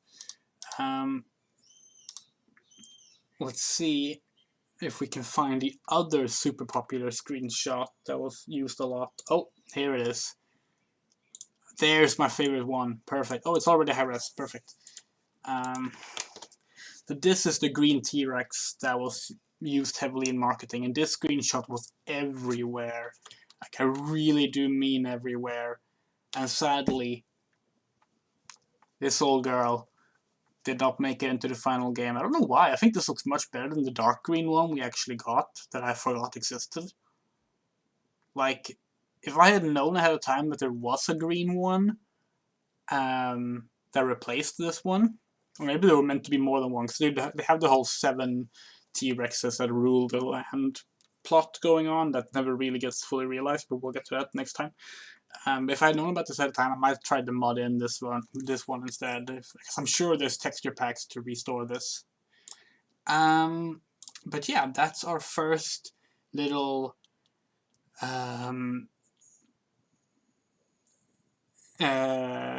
look at Trespasser. Oh, I do want to answer some things there in the chat that I missed. Jurassic Park management game on the Game Boy Advance. Yes, there's Jurassic Park Dino Builder, which is a park management game on the GBA. It's alright. There's also the strange Japanese exclusive Jurassic Park Institute game for GBA, which I think is also kind of a management sim, but I'm not sure because I haven't played that one myself. But yeah, thank you so much for the stream. It was I